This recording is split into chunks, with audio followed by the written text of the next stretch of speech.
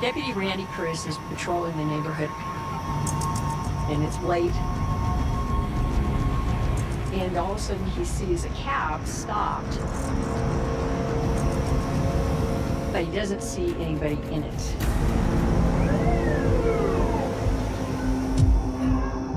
So he parks his patrol car and gets out.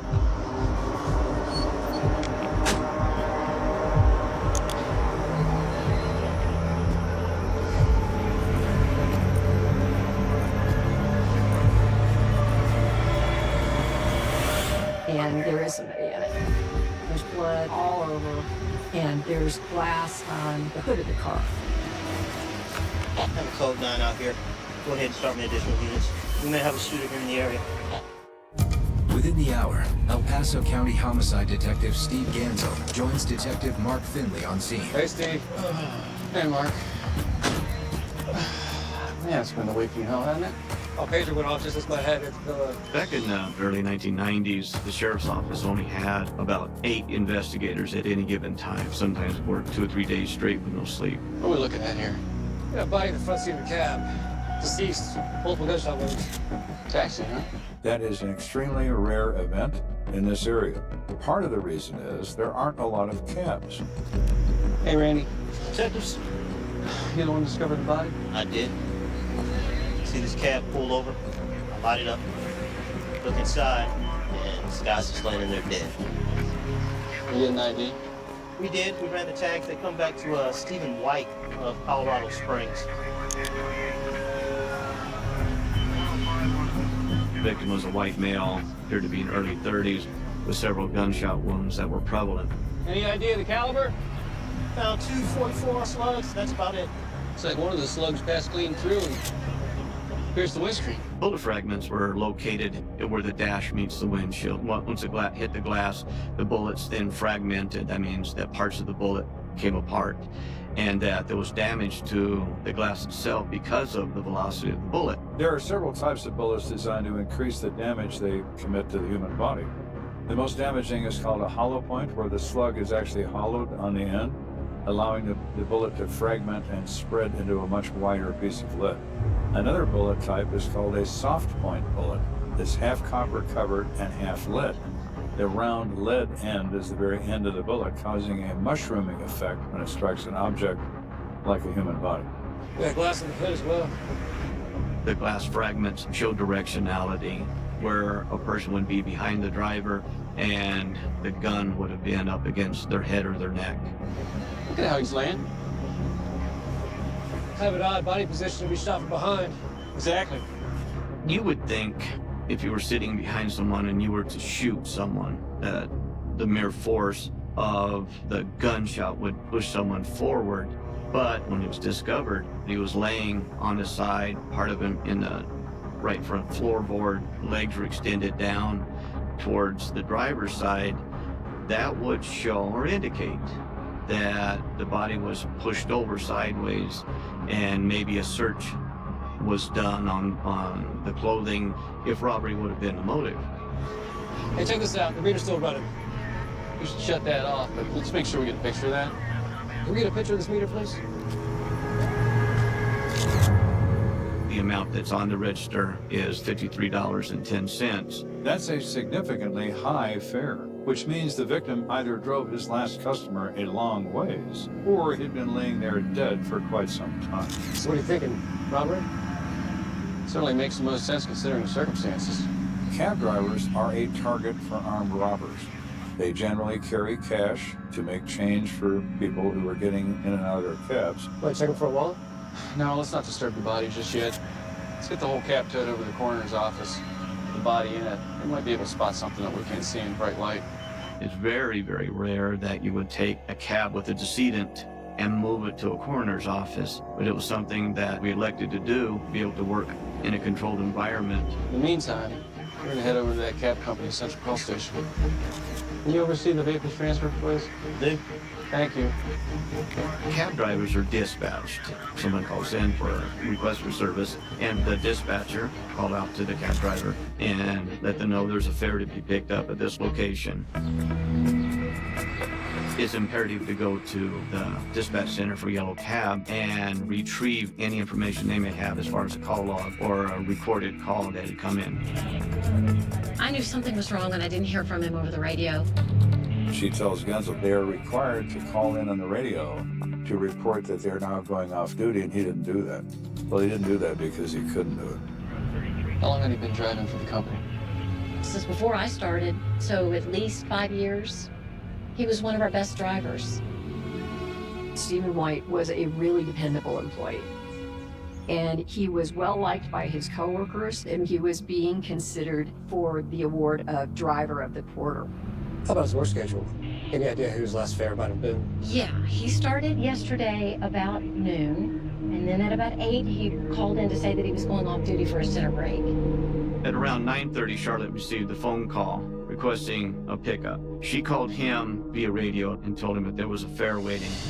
He radioed back that he was en route, and that was the last I heard from him. Did you get a name for that fare? No. The guy sounded really out of it. He wasn't even able to give me an exact address. He couldn't explain where he was. He said he was at a payphone and he couldn't read the number. He gave me enough information that I knew that it was near the convenience store out on Yucatan Drive. I know that place. It's about 3 blocks from where we found Steve's cab.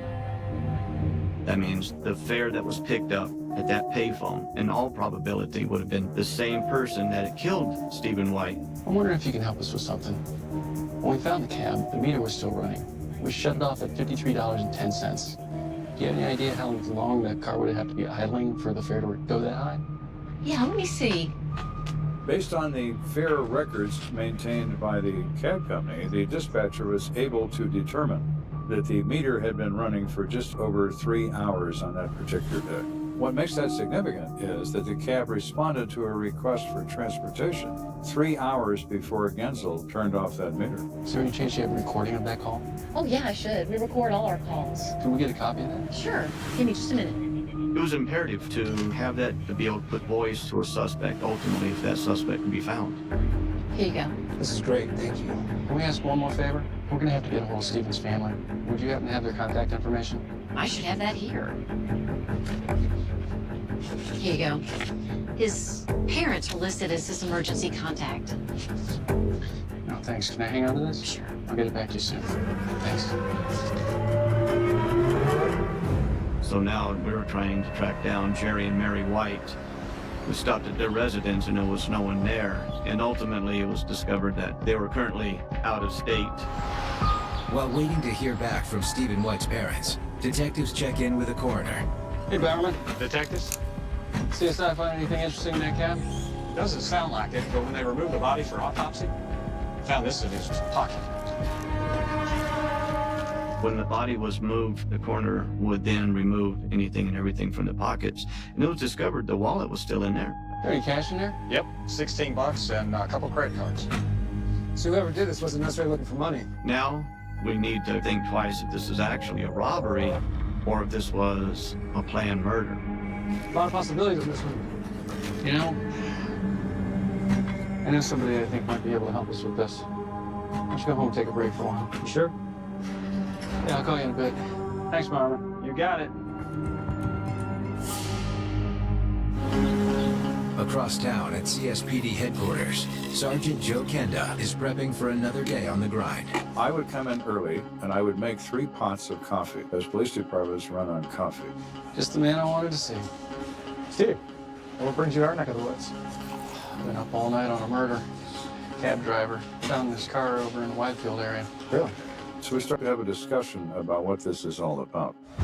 We got a call into his next to kin, but we haven't heard anything back yet. Okay, what can I do to help? As soon as the victim's family is notified, we'd like to use Crime Stoppers tip line. Crime Stoppers is a great asset for law enforcement. A lot of people don't want to become involved, so they can remain anonymous. I think we're gonna need the public's help on this one. First we were thinking it was a robbery. I don't know, now we're not so sure. I'm always happy to help. You know that. Appreciate it, Joe. Sure. Thanks again. So the next question becomes, who is Stephen White? And who may know who has some issue with him? Later that afternoon, Genzel finally connects with Stephen White's father. Mr. White, I'm very sorry to have to tell you this. Doesn't make any sense. Mr. White expectedly was very distraught in the news of the murder of his son. He was very well liked. He graduated out of high school valedictorian. He went to the University of Colorado Boulder and gotten a degree in communications. He had a passion for music, and so he worked part-time at KRCC, which is our local national public radio station. Hey everybody, this is Stephen White. You're listening to KRCC. I'm gonna be spinning some of Colorado's favorite reggae for the next few hours. Let's get into it. Mr. White, would you happen to know who your son primarily associated with? I mean, he has a number of friends, but probably better off asking Victoria. Victoria? Who's she? Well, technically, she's still his wife. His son was married 6 years before this event to a woman named Victoria. They are currently separated, but it's amicable. Would you happen to know how I can get a hold of her? Yeah, she's an elementary school teacher in the Springs. Although the father describes the separation as civil, perhaps there's more to that divorce that he's not aware of. It was crucial. We tracked her down. I was always afraid that this was going to happen. When they got married, she thought that the cab driving was a temporary job, but he just kept driving, and he'd be gone all the time. Can you share with us where you were around 9:30 last night? Me? I was with a friend of mine. Can I get your friend's name? His name was Jay Brewer. She says he's only a friend. She denies any romantic involvement, and they were watching a movie at his residence. Are you looking at me as a suspect? Look, ma'am. You can forget about it. I did not have anything to do with this. I mean, how could you even think that? It's nothing personal. We just need to explore all the avenues. The wife seems generally distressed, but she does not have a solid alibi, and she can't be ruled out just yet. After detectives make contact with Stephen's family, the Crime Stoppers tip line opens up and quickly delivers a possible lead. Sergeant Kenda, I've got a woman in the lobby that claims she knows something about the murder of the cab driver over in Whitefield. She said she'll only talk to you about it. All right. That is not unusual, unfortunately, because everyone in Colorado Springs knew who I was and knew my name. So if they had a police complaint, their neighbor had a barking dog, or their neighbor had a limb that had grown over their fence and they were thus trespassing on their property, I want to talk to Kenda and I don't want to talk to anybody else. The front desk people are well aware of that. You don't have a seat. Maybe some coffee or something? I'm okay. What can you tell me about what happened to Stephen White? Well, I think I know who did it. I think it's this guy I know named Ken Chambers. She says, I know that Stephen has borrowed money from this guy and hasn't paid him back. The sheriff's department's handling this case. I'm gonna need you to tell them exactly what you told me. I don't want to give them my name. I don't want Chambers to know I'm talking to the cops. No, that's not a problem. So we've gotten nowhere for 4 days, and now maybe we've gotten somewhere. Who is Mr. Chambers, and why is he not getting paid back? Did that make you angry? Oh, yeah, it did.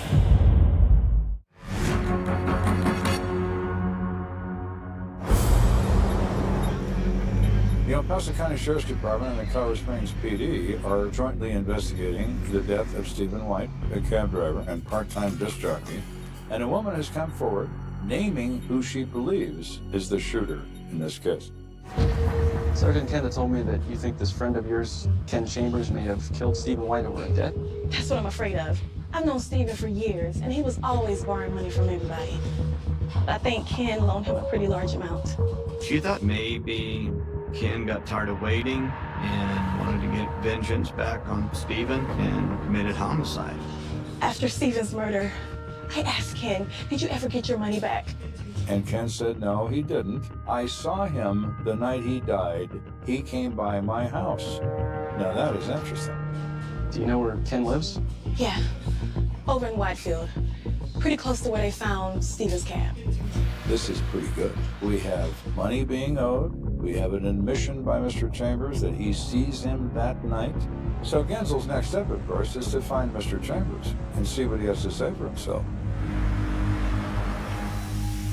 It's all just so weird. I mean, Stephen was over here like right before he was killed. Kid described that the night that Stephen was killed, Stephen had come by his home for dinner break. We understand you lent him some money? Yeah, money was always tight for him. I mean, over the past few years, I helped him out a few times. Ken said, we've been friends for a long time, and I never really cared if he paid me back or not.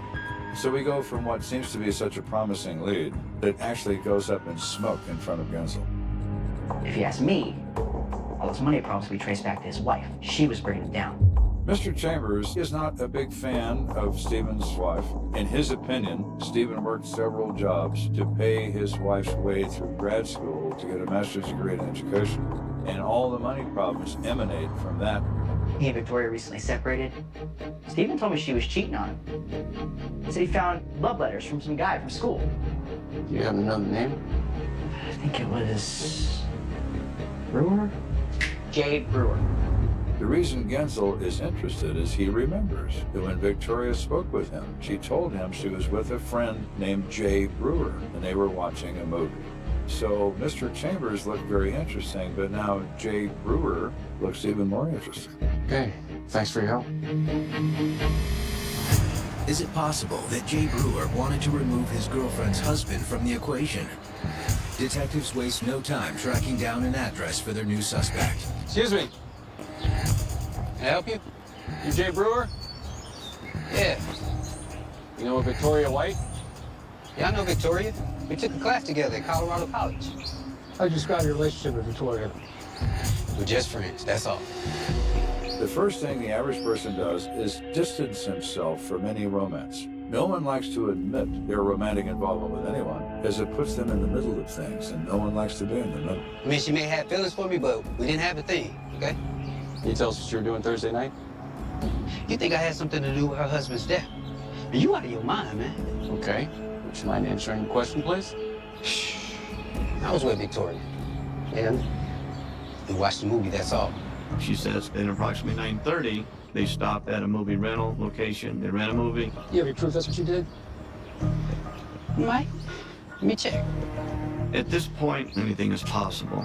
If Victoria and Jay were involved in an extramarital affair, Jay could have committed the homicide, and Victoria certainly could have given him an alibi. Here you go. Mr. Brewer produces a receipt from a video rental place that's date and timestamp that matches exactly what he's been saying. Okay, Mr. Brewer, appreciate your cooperation. Yeah, all right. So for now, they're not considered suspects. Later that afternoon, Gensel regroups with Kenda. So you haven't made much headway on a suspect? Not really. Every lead we have relating to his personal life seems to just go up in smoke. Gensel tells me we're not finding a personal motive. And Gensel is very concerned that they're not going to get to the bottom of this. So maybe it wasn't robbery after all. I guess it's possible. We contacted the bank and found he'd made a deposit at 4 o'clock that afternoon. From 4 o'clock to 8 o'clock, when he also was driving, he could have had more fares and thus could have some more money than the $16 we found in his wallet. If it is robbery, our suspect's pool just gets deeper. You still got that audio recording of the last fare, don't you? Yeah. Well, if you're thinking the caller's the killer, all you gotta do is find out who that voice belongs to. At this point in the investigation, the main piece of evidence that we had was the audio tape that the caller made in the yellow cab. So we made various copies and went back out to the neighborhood in a hope that someone would recognize that voice. I'm going to play a recording of a voice for you, and can you tell me if you've ever heard this voice before? Sure. I'd just like you to listen to the voice on this recording and tell me if you recognize it. I need somebody to come pick me up. I don't know the address, but I'll give you the intersection. No, I've never heard that voice before. I'm sorry. I've Not at never. all? Thank you very much for your time. After a few hours on the street, Gensel's unusual plan finally pays off. Yeah, I think I know who that is. There's a company that operates nearby, and they do shift work. One guy said, you know, that sounds to me like Tyler Johnson. Who's Tyler Johnson? He used to work here. Guy would come to work drunk half the time. He was always causing trouble. I finally had to fire him. He also stated that on the night of the murder, he had seen him at a local bar. He was highly intoxicated, belligerent. He wouldn't put it past him being involved in a major crime. Any chance you recall what time it was when he left? Well, I left not long after he did, and I got home about 10, so it must have been about 9:30 or so. We know the call into Yellow Cab was at 9:30, so this individual then became a person of interest. Any idea where I can find Mr. Johnson? I could look his address up for you in our employee records, if you want. I'd really appreciate that. Here we have a guy who apparently likes to drink. He has an extremely bad temper, and he sounds just like the voice on the recording. Is Tyler Johnson our man? Maybe. So let's go see.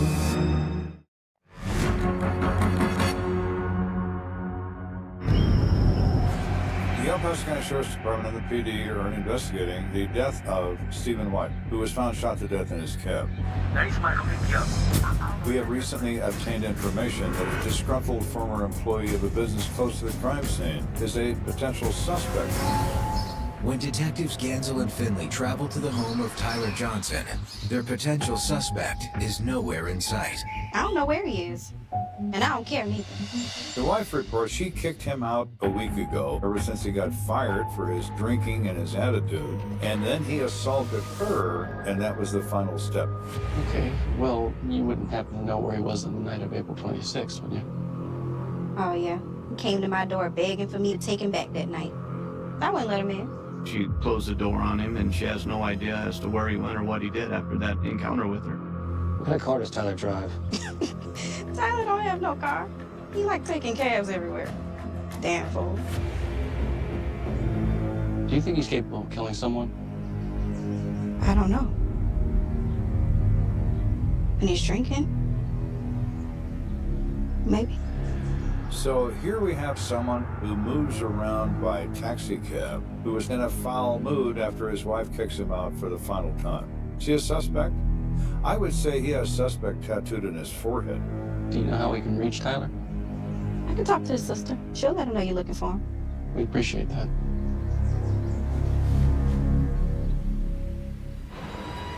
Thankfully, Gansel won't have to wait very long to make Tyler Johnson's acquaintance. Detective. Yes. There's a man here to see you. His name's Tyler Johnson. Really? Where? He's in the lobby.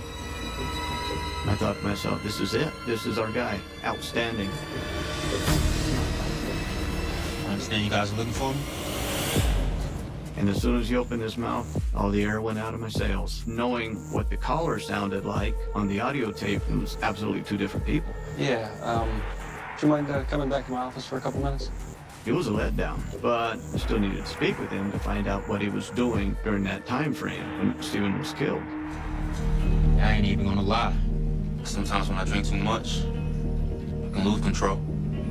He admits that he does drink heavily. He does become aggressive and belligerent. The night of the murder, he openly admits he was at a bar close to where Stephen's taxi was found. I left the bar around 9:30.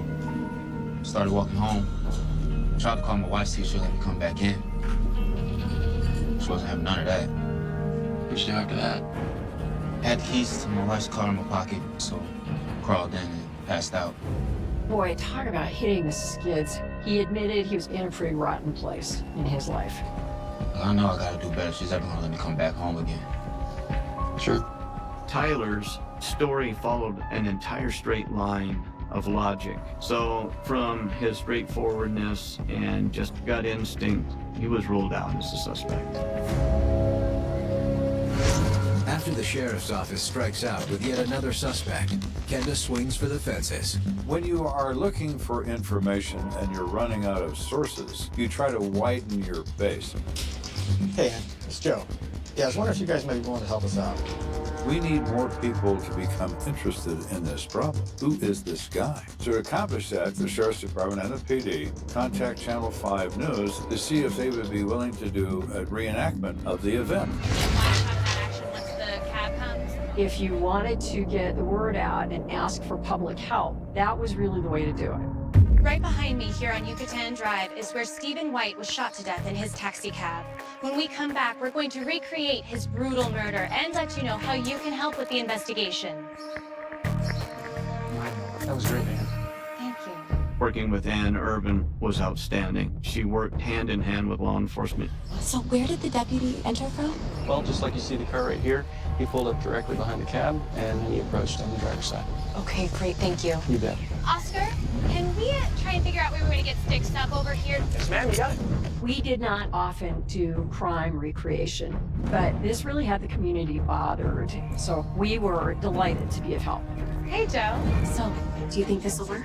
Crazy things will certainly happen. Television is a very powerful medium. If you can get Channel 5 to show this on the evening news, you can generate new leads. And I almost forgot.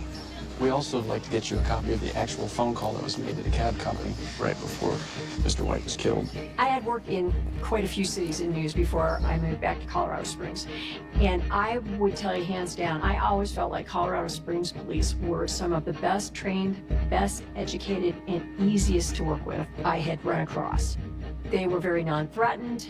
They tended to be extremely helpful. They would give you what they could. And therefore, when they asked a favor of us, we were typically very keen to do what they needed. And they didn't do it very much. They did not abuse that. So it was a really amicable relationship. And we were generally very pleased to be asked.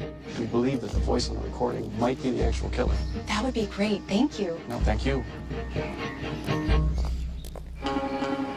Minutes after the reenactment airs on the nightly news, the phones at CSPD start ringing. A confidential informant comes forward through Crime Stoppers and said, I watched Channel 5 tonight, and I've got something to tell you. I know who shot the cab driver. A reliable informant has come forward with information providing a first name of someone he believes is the killer of our part-time disc jockey and cab driver, Stephen White. Kenda convinces the informant to meet with detectives down at the station. So this person who claims shot the cab driver's name is Precious? Is that male or female? It's a dude, a black dude. I have to admit, never in my life would have ever imagined a killer with the first name of Precious. Precious is his real name, not a nickname, but I don't know his last name. What makes you think he's the shooter? On the night that cabbie got shot, I saw Precious and his brother. They were partying pretty hard. Hey, man, see what's up? He was at a party when Precious shows up. What's up? Hey, how you doing? What's up? How we doing, man? Through the course of the evening, the partygoers, along with Precious, are ingesting cocaine. He started to get completely geeked out on cocaine. Let's go, man. That's it. We out. Oh, man. I had the last of it. Get your cheap ass out of here. I paid for it, so I finished it. Man, what that's supposed to mean? Precious, relax. You're acting like a little man, what you say? Don't disrespect me like that, man. Say something. What's up now, fool? Precious becomes uncontrollable and was trying to get in a fight with his own brother. Crazy, what's up, man? Do something. Precious, chill out, man. Chill, bro. No, man. Hey, man, Marcus, get your boy. I don't care. My brother still beat his ass. It was very apparent this would go bad quick if he stayed. So Precious does leave with another partygoer, Marcus Melville. I saw Marcus the next day, and he said that Precious pulled a gun on him after they left the party. Yo, man, you got some blow, man? What? Oh, you got some blow? Yeah, chill out with all that, man. Give it to me, man. What? Give it to me, man. I'm serious. Yo, give me the man. Let's go. Yeah. Marcus tells the CI he is pissed. This guy supposed to have been my friend. He robs me of my cocaine. I saw that reenactment of the shooting on the news, where the cab was. I think that's where Marcus said that Precious took off running. The CI described this location, and it was in a very close proximity from the intersection of a convenience store where a payphone was at. Did Marcus say anything about the gun that Precious pulled on him? He said that Precious picked it up at a pawn shop a few days before this all went down. Oh, my guys look into that. If you own a pawn shop and you are a firearms dealer, if you sell a gun, but everything about this gun and everything about the buyer is forwarded to the pawn shop detail of the police department. Thanks so much for coming forward with this. I'll call you when I know something. Thanks, Joe. So now it's a matter of hand searching the gun sales in the past week or so and look for somebody named Precious. While Kenda checks for information on the weapon, Gansel has a chat with Marcus Melville. I don't know who told you I was at that party. but none of it's true. Melville adamantly denied any knowledge of the party or even knowing Precious. So nobody pulled a gun on you and took your cocaine? I don't know what you're talking about. Never in my career someone admit they had their drugs stolen. So that's how you will play this, Marcus? You got it twisted. I ain't playing nothing. A couple blocks away, Kenda is hoping to have better luck with the CSPD's pawn unit. Any luck, Sam? Yeah, actually. We found a purchase for a firearm for one Precious Thompson about a week before Stephen White was killed. Okay. The best part is, the gun was a .44 revolver. Precious Thompson has a record as long as your arm, and this gun file says that he bought a .44 Magnum pistol. We have Precious Thompson with the right gun. Do you mind if I take this? Yeah, I made it for you. Go ahead. I appreciate it. Thank you.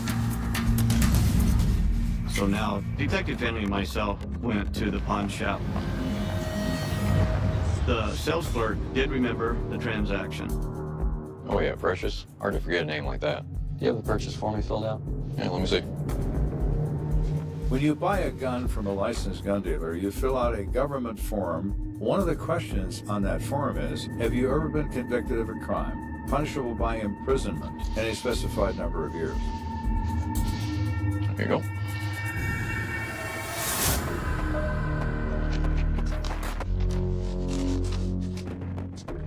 Well, that's interesting. I was told Precious Thompson did some serious jail time. You didn't put that on that form. That is a federal offense to lie on a gun purchase form. He's committed a crime. We can arrest him right now for that. At that point, an arrest warrant was obtained. Knowing his previous criminal history, the decision was made to surround his house and try to haul Precious out of his residence. Everyone knows their roles, right? All right, let's see if we can get the plot peacefully. Now we're going to plan B.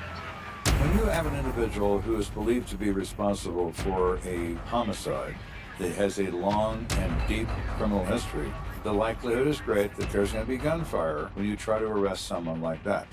Precious Thompson, this is the police. Come on with your hands up. Sergeant Kenda called to come out, voluntarily surrender himself. What y'all want, man?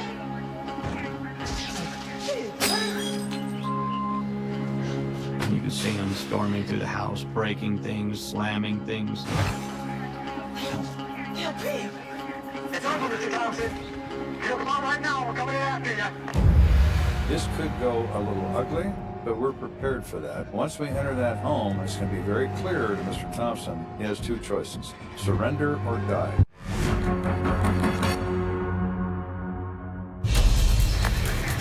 It's over, Mr. Thompson.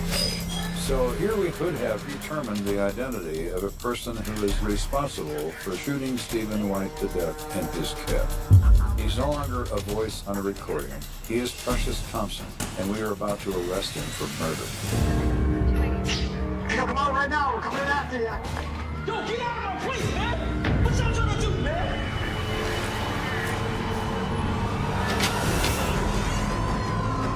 Hands in the air. What y'all pigs want, man? Step forward. But I ain't doing nothing. Ain't moving. You guys trying to frame me. Stop right there. Down on your knees. Do it now. Precious is put in a police car and transported to the sheriff's department. And immediately, it was a search warrant for his residence. The most important aspect was a firearm. Specifically, the firearm that was used to kill Stephen White. You want as much evidence as you can get your hands on. And what we want is that gun. We assume it's here because people like Mr. Thompson, who are criminals, when they get their hands on a gun, they reserve it for further use. They rarely throw it away. They'll conceal it maybe, but they'll keep it. So investigators began a systematic and methodical search of that house, and I can truthfully say, you search every drawer, every vent, every crack, every nook, everything was searched.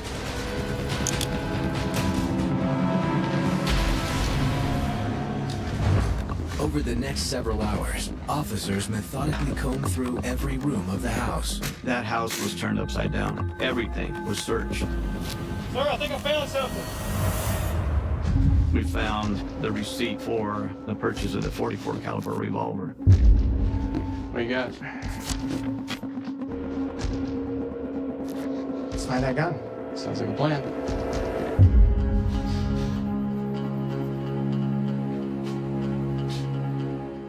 Maybe he ditched it somewhere else.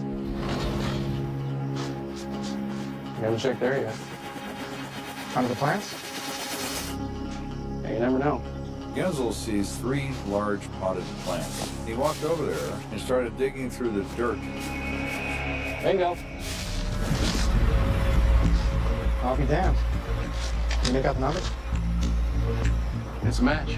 We checked the serial number. It is the same gun that Precious Thompson purchased a few days before the murder at the pawn shop.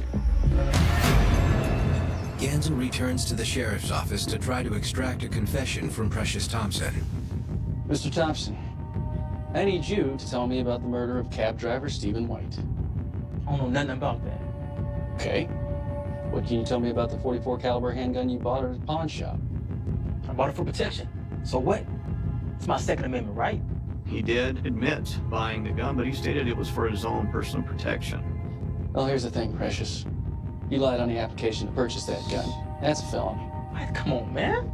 That's why your bondsman said at $50,000. You tripping? 50 grand? Man, that's a... Y'all trying to lock me up for something I didn't do. I'm done talking to you. You have that right. He became enraged. He didn't want to talk with investigators anymore. Without a confession, Genzel looks for other ways to cement a conviction. It's absolutely imperative that we put Precious in that cab, making that phone call, and committing that murder. So I'd come up with a plan to prove that Precious is the one that made the call. Okay, Precious, we're gonna make this simple. All you gotta do is say what's on the note. You serious, man? You ready? He was given a transcript of what was said by the caller, and he needed to read that verbatim. He dials the yellow cab number, and they record it at the yellow cab using the same equipment. I need someone to come pick me up. I ain't sure the address, but I know the intersection. Thank you. Wasn't so bad, was it? Detectives send out the new recording and the original call for comparative analysis. We have that sent to a laboratory in Los Angeles to see if they could make a determination that that voice was one and the same. I need somebody to come pick me up. I don't know the address, but I'll give you the intersection. Eventually, the report comes back from these people that is with a high degree of confidence, they say, that the voice on the original tape is in fact the voice of Precious Thompson. When confronted with the vocal confirmation, Precious finally gives detectives what they've been looking for. Yeah, I shot the boy. I was high and drunk, and I needed the cash. That what y'all want to hear? Yeah, that'll do. I just want y'all on my face so I can go back to prison and relax. Precious Thompson is sent to the Colorado State Penitentiary, where he then can apparently relax. Based on the evidence and Thompson's confession, Kenda and Genzel have a clear idea of what happened on the night of the murder. Precious Thompson is heavily using cocaine, and the use of cocaine induces a feeling of paranoia and also enhances your level of anger and rage. Do something, man! Do something! Precious, chill out, man. Go crazy ass somewhere else. Precious Thompson is raging on cocaine. Chill out with all that, man. Give it to me, man. He pulls a gun and robs his friend of his money and his drugs. Man, let's go! Yeah. Yeah. Precious then ran off to the closest payphone.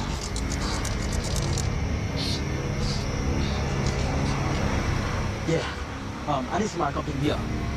I don't know the address, but I'll give you the intersection. All right, yeah. Hurry up. Waiting for the yellow cab, Precious did more cocaine. Meanwhile, Stephen White leaves his friend's house. All right, dude. I gotta go to work. All right, man. Thanks for the pizza. Thanks, man. And he drives to the intersection that he'd been given by the dispatcher. He had no way of knowing it was his last drive.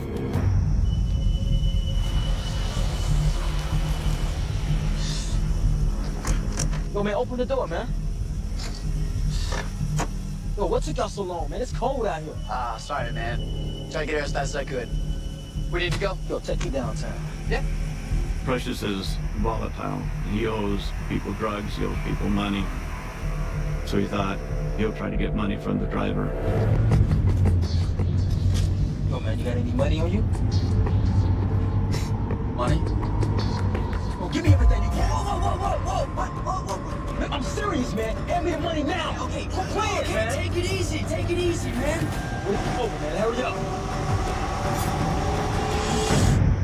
All right. Look. What the hell is this? This ain't. That's all I got. That's all I got. I've only had a few fares, and when I break deposit, that's all I had at the time, okay? But do you know who I am? No, I don't. Precious Thompson, who can't control his temper in the best of circumstances, goes off like a Roman candle. No. Stephen White is dead before he falls over in the sea.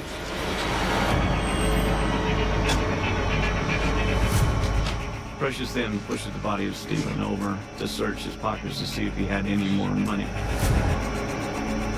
Cocaine drives people to kill. It hijacks the pleasure center of the mind, and it never ever gives it back. At the end of this sad affair, Precious Thompson pleads guilty to second-degree murder and is sentenced to 58 years in prison. 1 year later, Stephen White's parents testified before Congress in support of the Brady Bill to ensure that their son's death was not in vain. The Brady Bill was designed to require a 5-day waiting period and a complete federal criminal background investigation to prevent guns from falling into the hands of people with a criminal history. Stephen's parents pointed out that their son might still be alive if the Brady Bill had been a law at the time of his death. Stephen White's parents, Jerry and Mary White, absolutely made an impact for thousands, maybe even millions of other families since the early 1990s, and ultimately the Brady Bill became enacted. And that was a big deal because it was largely opposed. This was a family that lived in Colorado. The small, quiet town of Crescent Valley, California, had seen its fair share of stories, the type of place where people came for the scenery, not the drama. But in 1998, the sudden and brutal disappearance of a local woman would leave an indelible scar on the town's memory. Her name was Rebecca Collins, 24 years old, an unassuming figure with dreams bigger than this sleepy town could ever contain. She had been on her way to meet a friend that evening, a brief moment in time, and then she vanished. It was a night like any other. The air was cool, crisp, with a slight breeze that rustled the trees lining the streets. Rebecca's car had been found on the side of the road just outside town. The engine still warm, the radio softly playing, but no sign of Rebecca. No one heard a thing. No screams, no struggles, just an empty car, as if she had simply disappeared into thin air. The community was in shock. What had happened to her? Was it a random attack, a car accident? For months, investigators combed the area, interviewed friends and family, but the trail quickly turned cold. The more they dug, the more it seemed like Rebecca had vanished without a trace. No signs of forced entry, no witness accounts, no ransom demands. Just a young woman with a bright future, lost to the shadows. And after the first few weeks, the search became a whisper, and then a memory. But there was something about this case that never quite let go. The longer the investigation stalled, the more the town began to unravel piece by piece. Rebecca's friends, her family, her neighbors, all found themselves staring into the abyss of the unknown. What could have happened to Rebecca Collins? It was a question that haunted every corner of Crescent Valley, its answer just beyond reach. Years passed. As the seasons changed, so too did the residents of Crescent Valley. New families moved in, old ones moved away, and the memory of Rebecca began to fade into the background. But not for everyone. For some, her disappearance was a wound that never healed. The search never truly ended. It just shifted. The case remained open, but the answers remained locked away, buried beneath layers of time, dust, and false leads, until one day, a single unexpected breakthrough would come. It would be a phone call, the kind you never forget. It would be a man named Paul Grayson, a detective who had recently joined the department, who would crack the case open in ways no one had imagined. His fresh eyes would see what others had missed, a single piece of evidence hidden in plain sight that would lead to the most shocking discovery of all, a discovery that would turn everything the town thought they knew on its head. The phone rang in the middle of the afternoon, breaking the silence of the office. Detective Grayson had just started his shift. No fanfare, no warning. He picked it up. The voice on the other end was frantic, urgent. It was a woman, a local who had been following the case for years, someone who had never let go of the mystery. She had found something that she thought might be connected to Rebecca's disappearance. Grayson took the call, his curiosity piqued. The woman on the other end, who introduced herself as Nancy, explained that she had been going through some old local news archives at the library, something she did in her spare time, looking for any reference to Rebecca that might have been overlooked. And there it was, a detail that no one had connected before. A small piece of a puzzle that had sat quietly in the background for years, waiting for someone to see it. Nancy had come across a reference to an unsolved break-in that occurred just a week before Rebecca's disappearance. It wasn't a robbery, nothing had been taken, but the method of entry was suspicious. The perpetrator had entered through the back window of a house on the outskirts of town, and the strange part? The family who lived there had never reported hearing anything. The break-in had been discovered the next day, but the trail was cold. The police had assumed it was an isolated incident. But Nancy, with her mind sharpened by years of digging into the case, knew that something didn't sit right. She could feel the connection to Rebecca.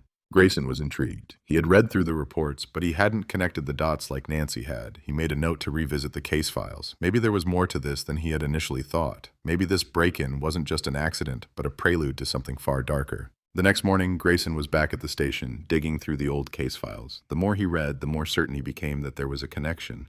A thread that tied the break-in to Rebecca's disappearance. It was the kind of lead that others might have dismissed as irrelevant, but not Grayson. He wasn't going to let anything slip through the cracks. He knew that sometimes the smallest details held the greatest weight. He ordered a reinvestigation of the break-in, starting with the house on the outskirts of town. The family who lived there had long since moved away, but Grayson wasn't about to let that stop him. He traced the family's new address and made the drive out there, hoping to find something, anything, that could push the case forward. The family didn't remember much, but they did recall one detail that would change everything. A man had visited their home before the break-in, asking strange questions about the neighborhood. He was polite, almost too polite, but there was something about him that made the family uncomfortable. They couldn't remember his name, but they did remember his face.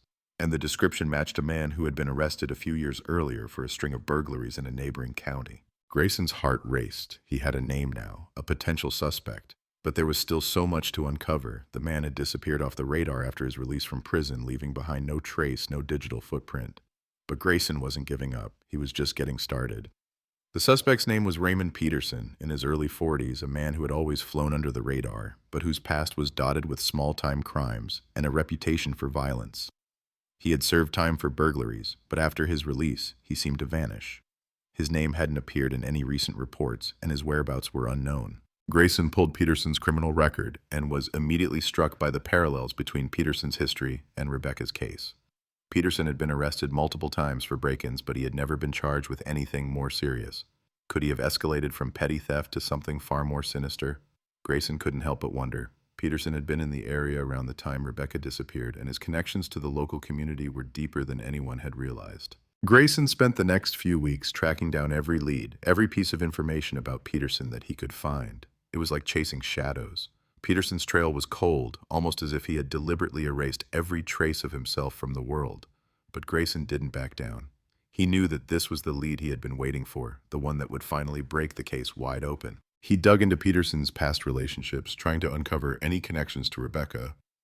That's when he found it. Peterson had been romantically involved with a woman named Lisa, who had lived in Crescent Valley around the time Rebecca disappeared. Lisa, however, had moved out of town years ago, and her whereabouts were just as elusive as Peterson's. But Grayson wasn't deterred. He found Lisa's new address and paid her a visit.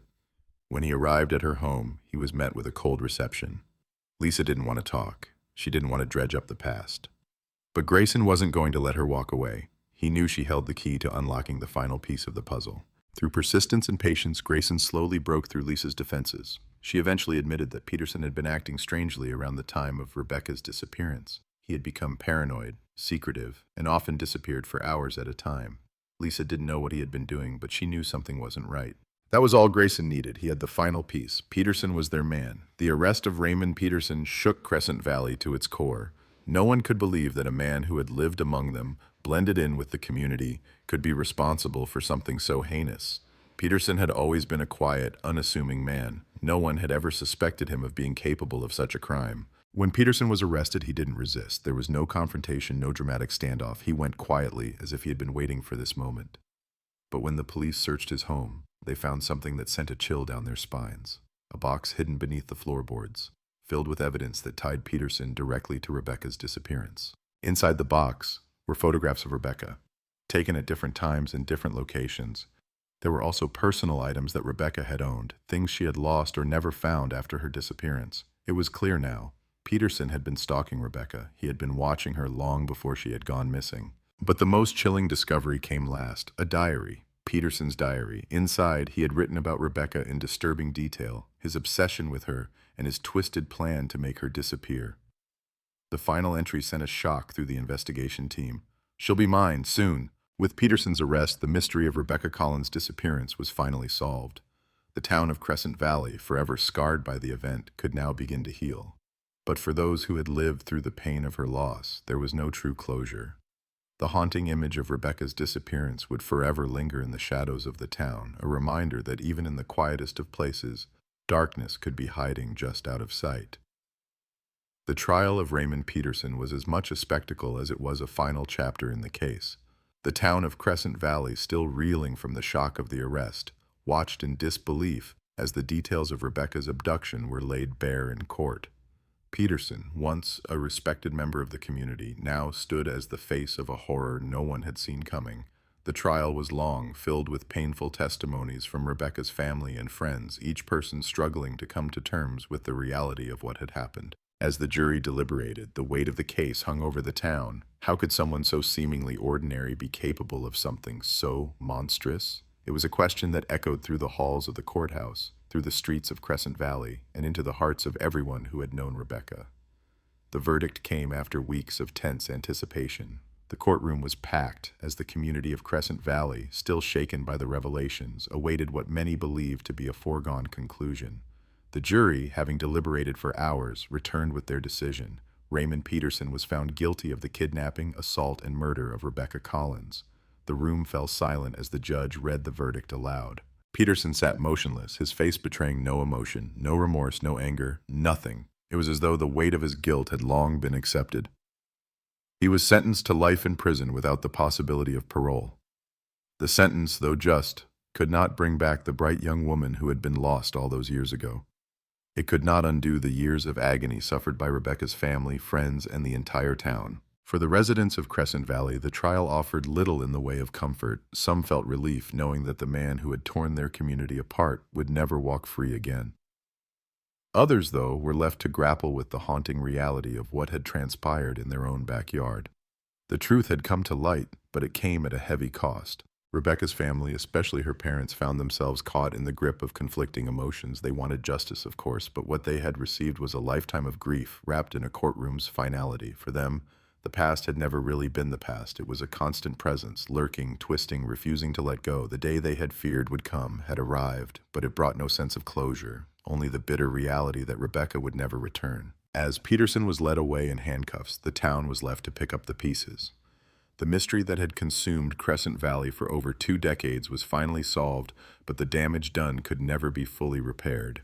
The scars would remain, etched deeply into the community's memory, a reminder that evil can sometimes be hiding in the most unexpected places. For Detective Grayson, the case had been both a victory and a haunting. He had cracked the cold case that had eluded so many before him. He had brought Rebecca's killer to justice, but at what cost? The satisfaction of solving the mystery was tempered by the knowledge of the pain and horror that had been uncovered in the process. The images of the photographs, the diary, and Peterson's eerie calm would stay with him forever. But there was something more that lingered in Grayson's mind, something he couldn't shake. Peterson had been a predator for years, carefully choosing his victims, methodically planning his every move. It made Grayson wonder how many other dark secrets were hidden in the quiet corners of Crescent Valley, waiting to be discovered. How many more cases were there, unresolved and forgotten, waiting for someone brave enough to bring them into the light? It wasn't just the past that haunted Grayson, it was the future. The chilling thought that there were more predators, more mysteries, and more unsolved crimes lurking in the shadows, just beyond the reach of the law. For every case that was solved, there would always be another waiting to take its place. The town of Crescent Valley began to rebuild itself, slowly. People spoke of Rebecca less and less as the pain of losing her began to fade into the backdrop of everyday life. But there was always that sense of unease, that lingering question of what had truly happened in 1998.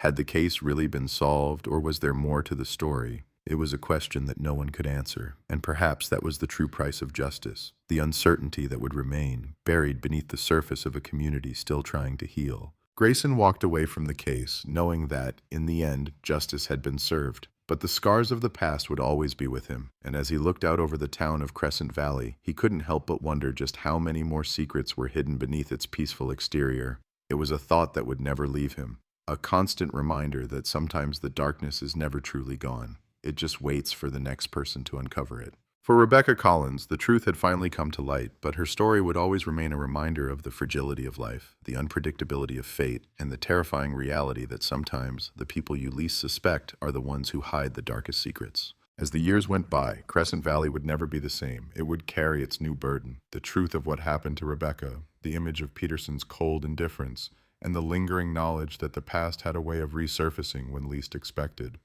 And though the town would continue to move forward, the echoes of that fateful day in 1998 would never be truly erased from the collective memory. The shadow of Rebecca's disappearance would always hang over Crescent Valley, a ghost that refused to leave. Months passed after the trial, yet Crescent Valley could not exhale. The streets looked the same, coffee shops opening at dawn, kids riding bikes, the hum of ordinary life returning. But underneath, there was a new kind of silence. It wasn't peace. It was the quiet of people learning how to live beside fear. The Collins family tried to rebuild what little normalcy they could. Rebecca's room, untouched for decades, became both a shrine and a wound. Her mother would stand by the window some mornings, staring at the trees outside, as if waiting for her daughter to walk back through the door. Her father, who had once been known for his laughter, barely spoke anymore. He spent his days tending to the garden, his hands always busy, his eyes always distant. Detective Grayson thought he was done with the case. But closure, he learned, was a myth. The files were closed, the evidence sealed, the killer locked away. And yet, something kept gnawing at him. He'd wake in the middle of the night, remembering details that didn't fit neatly into the story. Why had Peterson written so little after Rebecca disappeared? Why had his diary entries stopped so abruptly? And why did one of the photos found in his box show a date stamped 2 days after Rebecca was last seen alive? He returned to the evidence room one late evening, the fluorescent lights buzzing overhead. The folder was heavy with paper, photos, typed reports, everything that had once been chaos now compressed into something tidy and final. But as he flipped through the pages, he noticed something odd, a fingerprint analysis form, unsigned. The lab report had been filed but never reviewed. He scanned it again. The partial print found on Rebecca's car door wasn't Peterson's. It had been classified as unidentified. Somehow, in the rush of building the case, it had been overlooked. Grayson froze. He knew what this meant. Or rather what it could mean. Someone else had touched that door. Someone else had been there. He ran the print again through the new database, one that had only recently been updated with decades of old state records. The result hit the screen with a sharp beep, a match. The name blinked in front of him like a ghost from the past. Michael Harris. The name wasn't familiar to anyone in the department, but a quick search revealed that Harris had once lived just 3 blocks away from Rebecca's apartment. He had been 20 at the time of her disappearance. No criminal record, no reason to draw attention.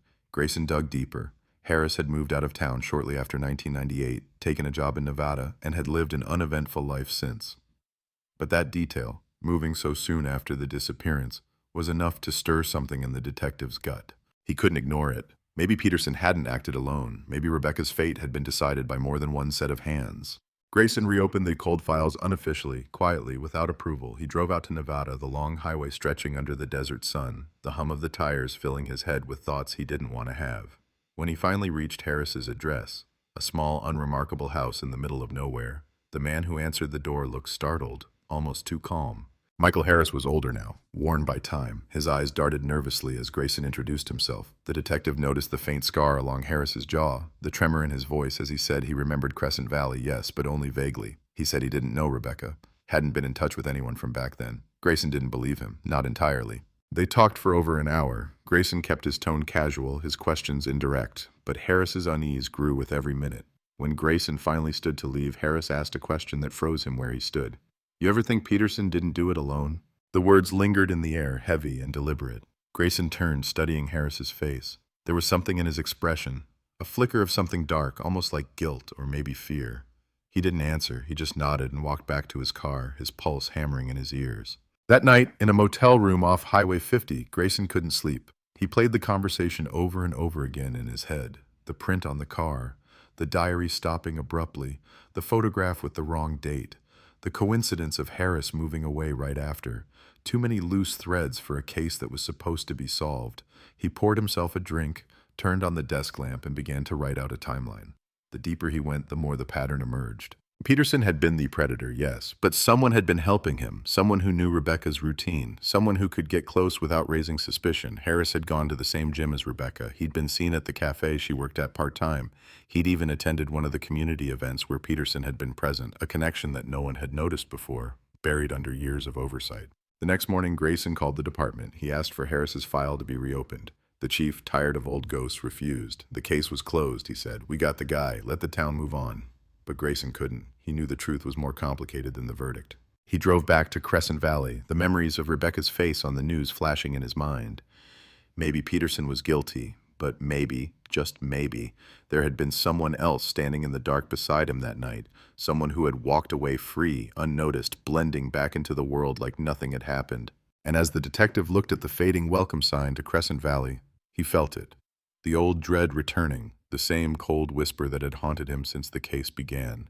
The story wasn't over. The real mystery had only just begun. The town of Crescent Valley seemed to be breathing again. People were going on with their lives, pretending that everything had returned to normal. The streets were once again filled with the hum of the everyday. The usual rush of traffic, the sound of kids playing in the park, and the quiet chatter of neighbors catching up on the latest gossip. But for Detective Grayson, the quiet was unsettling. It wasn't peace. It was the calm before the storm, and he could feel it closing in on him. He didn't sleep well that night. He couldn't shake the feeling that Harris's words, the question about Peterson not acting alone, had been more than just a slip.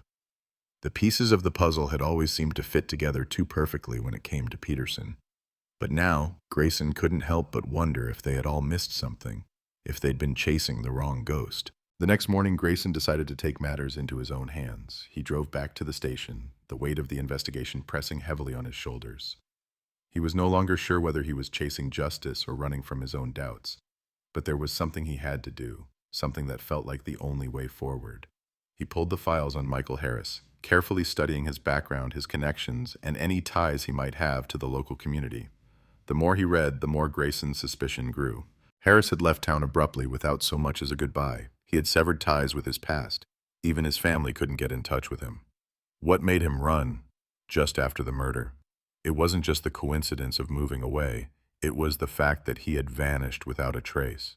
He had disappeared from the town's radar just when the investigation had gone cold. It was as though he knew something, knew that the case was never as simple as it seemed.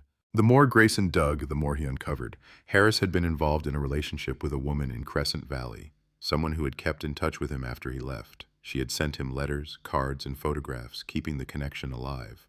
But there was something else in those letters that caught Grayson's eye. The woman had written about a secret they shared, something that neither of them could ever tell anyone. The words were vague, but the implication was clear. There was something hidden, something buried deep within their pasts that could never be uncovered. Grayson had to find out who this woman was. He couldn't shake the feeling that she held the key to unlocking everything. By the time he tracked down the woman, his nerves were taut. Her name was Leah Sanders. She lived in a quiet neighborhood on the outskirts of town. Grayson's stomach twisted as he approached her home. He rang the doorbell, the sound echoing through the stillness of the early morning. When she answered, Leah's eyes widened as if she had been expecting this moment, knowing that it would come someday. She invited him in, and they sat down together. Leah was a woman in her late 30s with sharp features and an air of quiet strength about her. She had heard about Rebecca's case, but had stayed away from the media. She had her reasons, she explained. As Grayson asked her about Harris, Leah's guarded expression softened slightly. But it didn't take long for Grayson to realize that Leah knew more than she was letting on. Leah admitted to the affair she had with Harris, but that was only the beginning. Her voice trembled as she spoke of their past together, of how Harris had been different before he left. He had changed in the months leading up to Rebecca's disappearance, she said. He became secretive, distant, and paranoid. He started to talk about a woman, someone who was never named, but whose presence seemed to haunt him. Leah didn't know who it was, but she knew that Harris had been obsessed with her. It wasn't just a passing infatuation. It was something darker, something far more dangerous. And then came the revelation that made Grayson's blood run cold. Leah remembered one night just after Harris had left Crescent Valley, when he had confessed something. He told her that he and another man had been involved in Rebecca's disappearance. He claimed that the woman, Rebecca, had known too much. Harris said that Peterson had been his accomplice, that the two of them had taken care of her together. Leah had dismissed it at the time, thinking it was a wild confession made in a drunken stupor.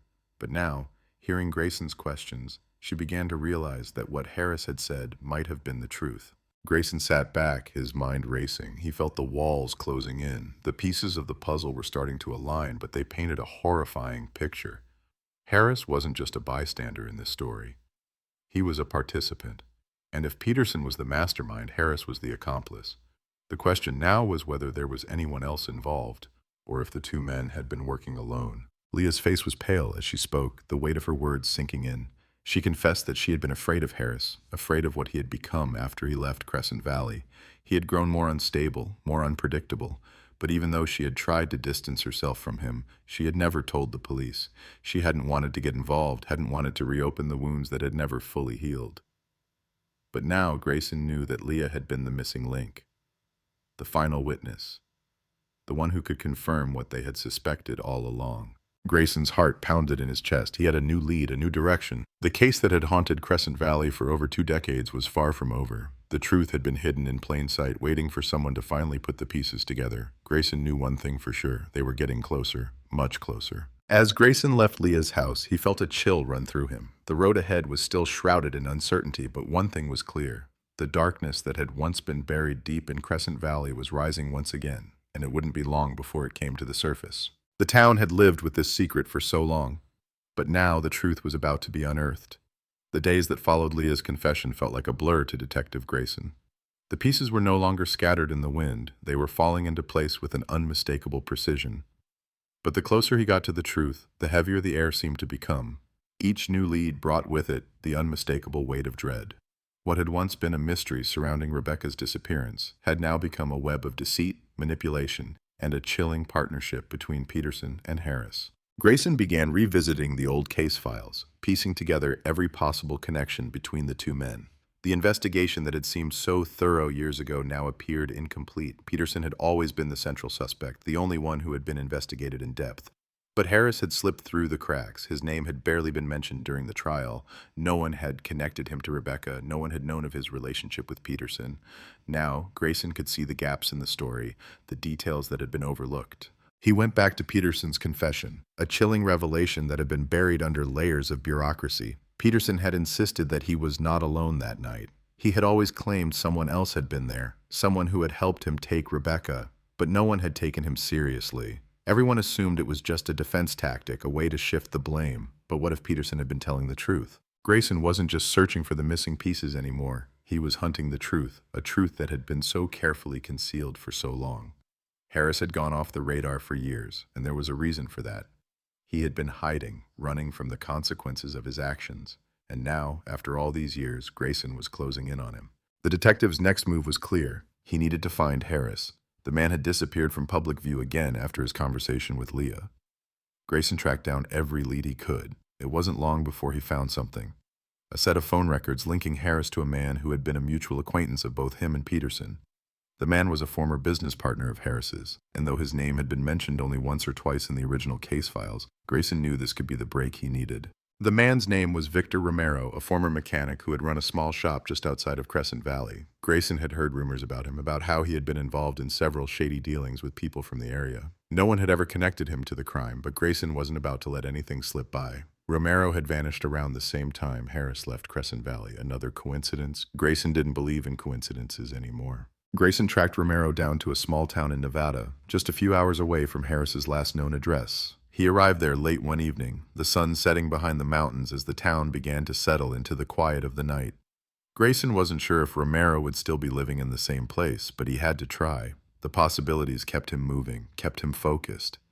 If Romero knew anything about Harris, about his involvement with Rebecca's disappearance, Grayson was going to find out. The mechanic's house was tucked at the end of a narrow street, surrounded by rusted cars and piles of scrap metal. It looked like a graveyard for broken machinery. Grayson knocked on the door, his hand steady, his mind racing.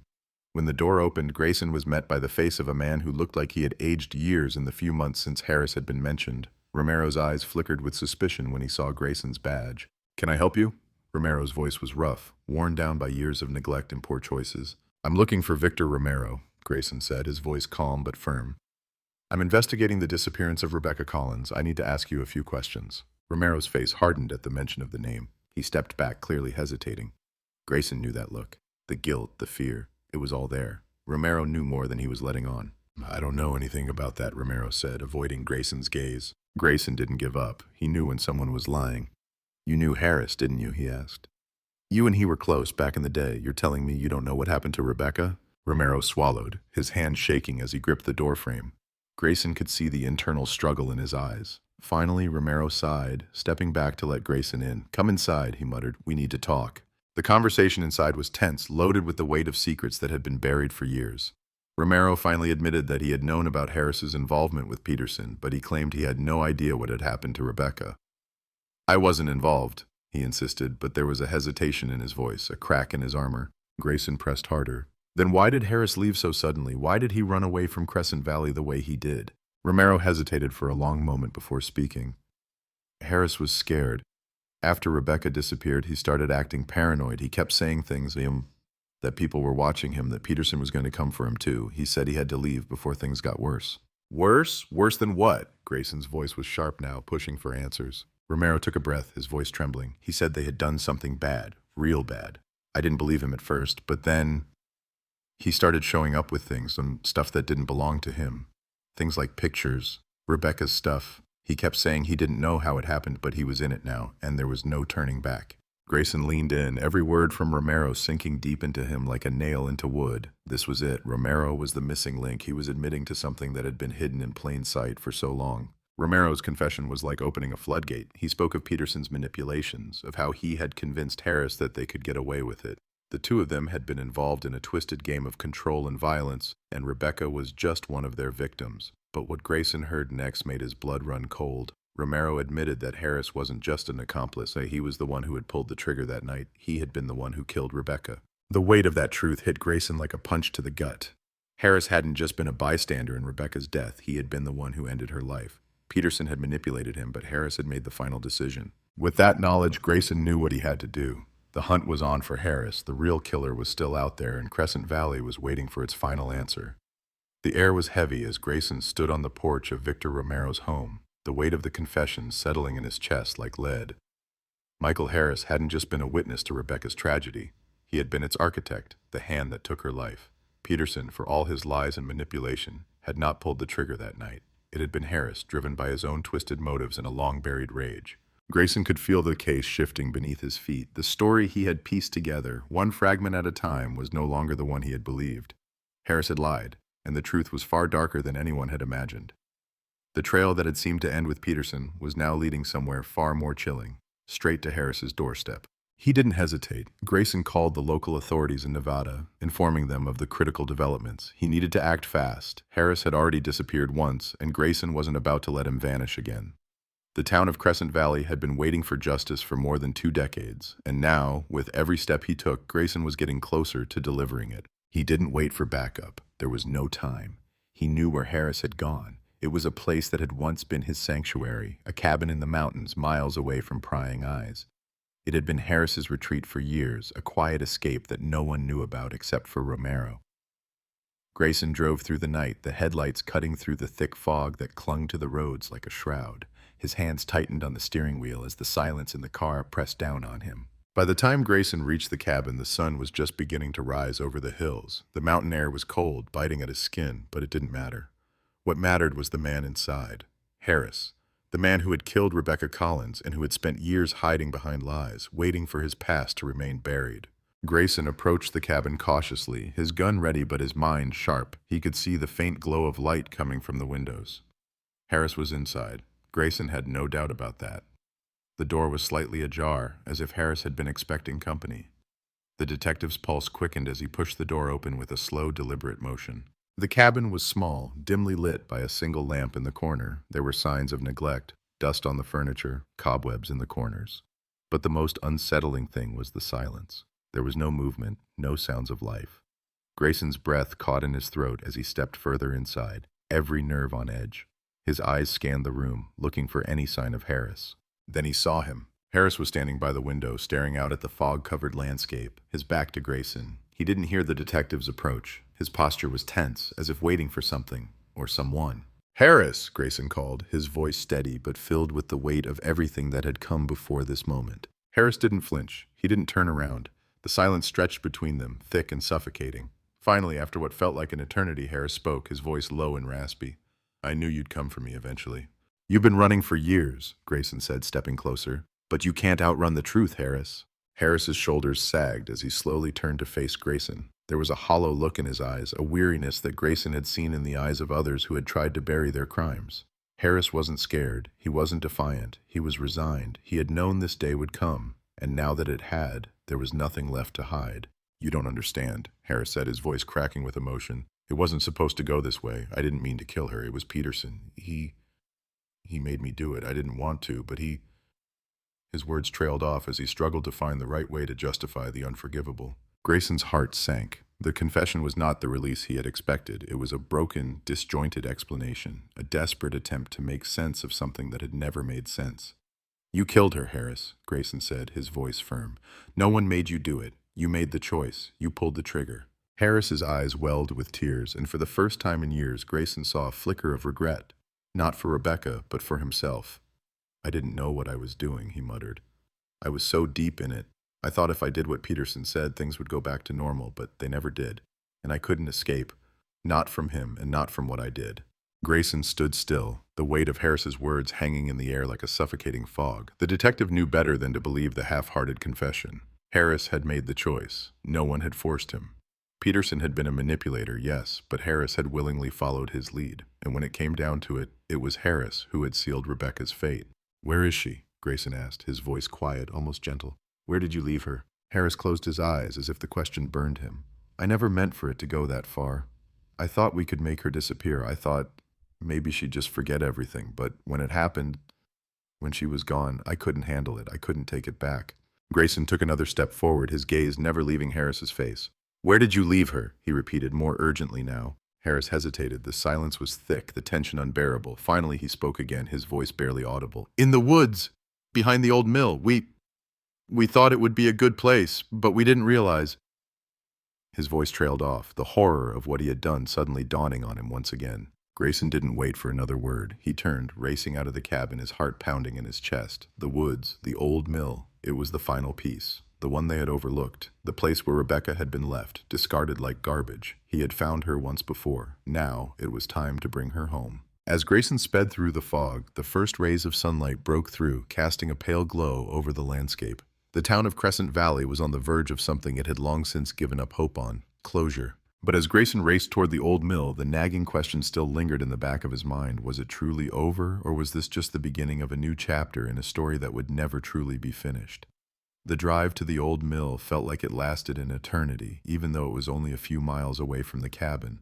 Grayson's mind raced, adrenaline pounding in his veins as he pushed the car harder down the winding road. His hands gripped the steering wheel so tightly that his knuckles turned white, but he didn't feel it. His mind was focused entirely on one thing: finding Rebecca. The truth that had been buried for so long, hidden beneath layers of lies and half-truths, was now within reach. The woods surrounding the old mill were dense, the trees thick and tangled together like something out of a nightmare. The fog had begun to lift, but the ground was still damp from the early morning chill, making it harder to navigate. Grayson parked his car just outside the overgrown trail, his headlights cutting through the mist. He grabbed his flashlight, checked his weapon, and started walking toward the woods, his senses alert to every creak of the branches and crunch of the leaves beneath his boots. Each step was deliberate, measured. He knew the place Harris had mentioned. It was the old mill that had been abandoned for years, a relic of Crescent Valley's industrial past. Grayson had been there once, years ago, when he first started investigating the case. At the time, it had seemed like just another dead end, another place to search and find nothing. But now, with Harris's confession, it felt different. It felt real. This was where the final chapter of Rebecca's story had been written. In the shadows, far from the eyes of the world. Grayson's flashlight swept over the underbrush as he made his way toward the mill, every sound amplified in the stillness of the forest. The air was thick with anticipation, and for the first time since the case had started, Grayson felt as if he were on the verge of something monumental. As he reached the mill, his breath caught in his throat. The old structure was weathered, its walls peeling and broken, but it still stood strong, towering over the desolate landscape. The windows were shattered, the roof sagging in places, but it held an eerie, silent power. It was the perfect place for a secret, a place where someone could disappear forever without a trace. Grayson didn't hesitate. He walked straight to the back of the mill where Harris had said Rebecca's body had been left. He scanned the area carefully, his flashlight illuminating the ground in front of him. The damp earth was disturbed, and as his beam landed on the spot, Grayson's heart skipped a beat. There, half buried beneath a layer of fallen leaves and dirt, was a piece of cloth, a bright fabric that didn't belong to nature. It was a part of Rebecca's jacket. Grayson dropped to his knees, his hands trembling as he cleared the debris away. The piece of fabric, torn and stained, was unmistakably hers. It was all he needed. He knew what he had to do. The rest of the forest could remain silent, but he wouldn't let Rebecca's story end here, alone in the woods, buried by the passing years. He continued to dig, his hands working with a feverish urgency, clearing the earth as his flashlight illuminated more of what was hidden. And then, just as his heart began to race with the weight of what he knew was coming, he saw it. A body. Rebecca's body. It was a painful sight. The skeletal remains were partially decomposed, but her face, though worn with age, was still there. The vibrant, bright eyes that had once held so much promise were now closed forever. Grayson swallowed hard, the weight of the moment crashing over him like a tidal wave. This wasn't just a discovery. This was the end of a long, grueling journey. Rebecca Collins, the girl who had vanished so suddenly, who had haunted Crescent Valley for years, was finally found. But even in the face of such devastation, there was a strange sense of release. The town had waited for this day, the day when Rebecca would come home. It had taken so long, and the path had been filled with twists and turns, dead ends and false hopes. But Grayson had found her. He had found the truth. And he wasn't going to let it stay buried any longer.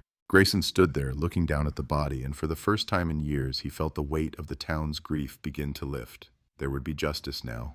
Harris had confessed, Peterson was behind bars, and Rebecca would finally be able to rest, her story no longer left to rot in the dark corners of forgotten history. Grayson reached for his phone and called the authorities. His voice was steady but filled with emotion as he gave the details of his discovery.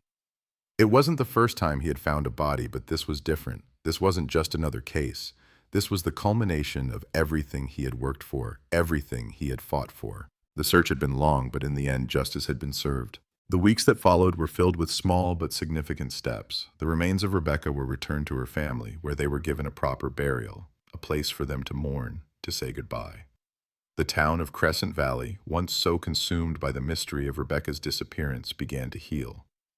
The truth had finally been revealed, and the community could start to move forward. But for Grayson, there was no easy resolution. The weight of the case, the faces of the victims, the lives forever altered by one senseless act, stayed with him. As he drove through the streets of Crescent Valley, he noticed the way people looked at him now. They weren't just grateful for his work, they were looking at him like a ghost. A reminder of the things that had been uncovered, of the darkness that had been hiding beneath the surface of their lives. Grayson knew that he had brought justice to Rebecca. He knew that the town would never forget what had happened, and neither would he. But there would always be questions lingering in the back of his mind. How many more cases were there like this, buried deep in the past, waiting for someone to bring them into the light? Crescent Valley had its secrets, and, like Grayson, it had learned to live with them. As the years passed, the town slowly returned to its peaceful routine.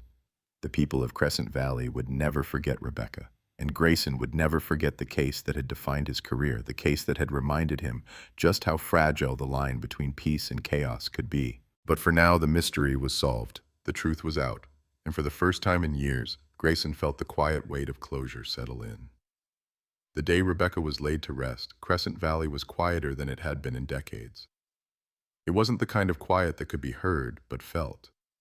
It hung in the air, thick and suffocating. The community had come together, some with tears, some with stoic faces, and others still haunted by the echoes of a mystery that had persisted for far too long. The town had always carried the weight of Rebecca's disappearance, a collective burden that had gnawed at their souls, a constant reminder that there were things hidden beneath the surface. But now, the truth had been unearthed, and with it came a strange sense of peace, if not relief. Grayson stood on the outskirts of the cemetery, away from the crowd. His hands were in his pockets, his eyes locked on the horizon where the fading sun bathed the land in golden hues. It had been a long road, and though justice had been served, the emotional weight still clung to him. The town would move on, of course. it always did, but the shadows that had once lived so close to the surface would never fully dissipate. The funeral had been small, intimate. Rebecca's family, the few friends who had held on to her memory, and of course, Grayson. The town was too small to keep its distance, and the loss of one of its own was felt by every person, even those who had never met her. In a place like Crescent Valley, no one stayed a stranger for long. But Grayson knew the truth that not many others did. He knew that while Rebecca's body had been found, her story still had many layers left untold. The way the pieces had come together, so strangely, so violently, it had changed something in him. He had solved the case, yes, but the personal toll it had taken on him left scars he wasn't sure would ever heal. As the townspeople began to drift away, Grayson took a step forward. The cemetery was still. The air was crisp with the faintest trace of autumn, and the leaves rustled in the trees above, whispering secrets that no one would hear.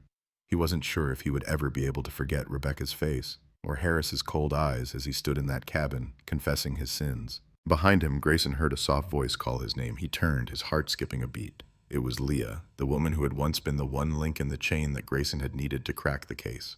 She had kept her distance since the discovery, but now she stood at the edge of the graveyard, her face soft with a kind of quiet sadness. "I didn't think I'd see you here," she said, her voice barely above a whisper. Grayson hesitated. "I didn't think I'd be here either." Leah's eyes held something heavy, something far deeper than the sadness of a woman who had once loved to kill her. It was the weight of knowing what had been done. She had once been complicit, in her own way, by remaining silent for so long. But Grayson could see that her guilt had nothing to do with what had happened in the woods or in the cabin.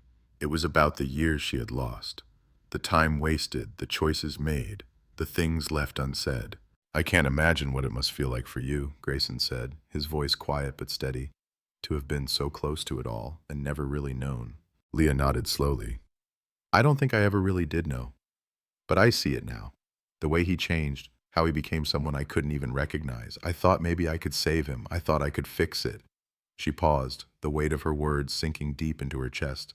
"But there's no fixing something like that, is there?" Grayson didn't answer immediately. He wasn't sure what to say. There were no words that could take away the heaviness in Leah's voice, the deep regret that gnawed at her every time she thought about the past. She hadn't known the whole truth then, and now, even with the answers, she wasn't sure how to live with it. "No," Grayson said finally. "There's no fixing that."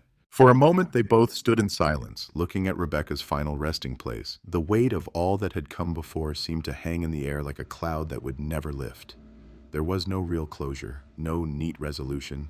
There was only the truth, ugly, raw, and heavy, now out in the open. "I wish I could have saved her," Leah whispered, her voice cracking with emotion. "I wish I could have done more." Grayson glanced at her, his eyes filled with understanding. "You did what you could, but it wasn't your fight to win."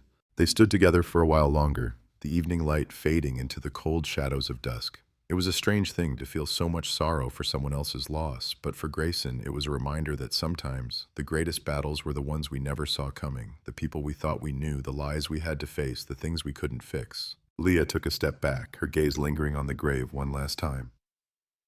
"I'll never forget her," she said softly, turning away.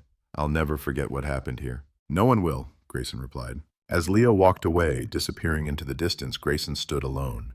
He didn't know how long he'd stay there, how long it would take for him to truly let go of everything that had come to pass.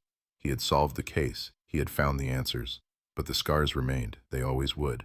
The town had its closure, but Grayson wasn't sure he would ever feel like he had his. He walked back to his car, the quiet of the cemetery settling over him. The truth was finally out, but there were still so many questions left unanswered. Would the town ever recover from this? Would they ever truly be able to live in peace again, knowing that darkness had once lingered in their midst? Or had the shadows simply moved to new places, new corners where no one could see? As Grayson drove away, the weight of the case slowly began to lift off his shoulders. He had done his job. He had brought the truth into the light. But even though the case was closed, he knew this was not the end. It couldn't be. The past had a way of lingering. It always did. And so, as the town moved on, as life returned to its quiet rhythm, Grayson drove through the streets, watching the town fade into the distance. He couldn't forget. Not yet, but he would try.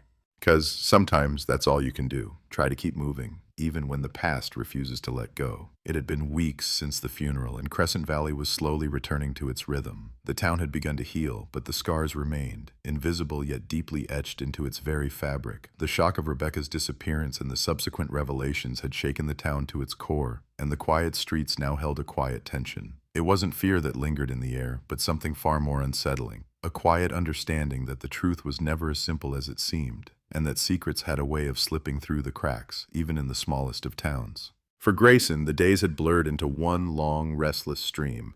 The case was officially closed, but the weight of it still pressed on him. He'd solved the mystery. Harris was behind bars, and Peterson would spend the rest of his life locked away. Yet there was no satisfaction in the resolution, no peace, just an aching void that only the hardest cases seemed to leave behind. He had found the answers, but those answers came with too many wounds, too many broken pieces. He found himself sitting in his office late one evening, the only light in the room coming from the desk lamp that illuminated the cluttered files on his desk. It had been weeks since the case was officially closed, but Grayson was still going over the old files, the pictures, the evidence, over and over again. It was a compulsion now, a need to make sure he hadn't missed something. He didn't know what he was looking for exactly, but it was there, that gut feeling that something had been left unsaid. His phone rang, snapping him out of his thoughts. The shrill sound echoed through the quiet office, and for a brief moment Grayson hesitated. He didn't want to answer it, didn't want to hear more news, more cases, more demands, but he picked it up anyway. "Grayson," he answered, his voice gravelly from exhaustion. "Detective Grayson?" A familiar voice on the other end. "It's Leah." Grayson sat up straight, surprised by her call. "Leah, what's going on?" "I need to talk to you," she said, her voice tense. "It's about Rebecca. I found something." Grayson's pulse quickened. He had thought he was done with the case, thought that he had seen every detail, pieced together every part of the puzzle. But now, here was Leah, calling him in the middle of the night, asking for his help once again. "Where are you?" he asked, already standing and grabbing his coat. He could hear the urgency in her voice, and it was enough to pull him out of his chair. "I'll meet you at this cafe," she replied. "Please, Grayson, it's important." The cafe was closed by the time Grayson arrived, the lights dim, the windows dark, but Leah was sitting at a corner table, her hands trembling as she held a small envelope. She didn't look up as he walked toward her, but when he sat down, she slid the envelope across the table toward him. "What is this?" Grayson asked, but his voice was more a whisper than a question. He already knew it was something significant, something that would change everything again. Leah met his gaze. "I found it in the drawer of Rebecca's old desk," she said quietly, her eyes not meeting his. "It's a letter. She wrote it months before she disappeared." Grayson opened the envelope carefully, his eyes scanning the handwritten words on the paper inside. At first, it looked like just another mundane note, but as he read, the weight of the words sank in like cold steel. "I think I'm being followed. There's a man who's been watching me. I don't know who he is, but I know he's been to my apartment. It's making me paranoid. I don't know if I should tell anyone. I don't want to seem crazy, but I need help." Grayson's breath caught in his chest. The words on the page were chilling. Rebecca had known. She had known someone was after her, and she had tried to reach out for help.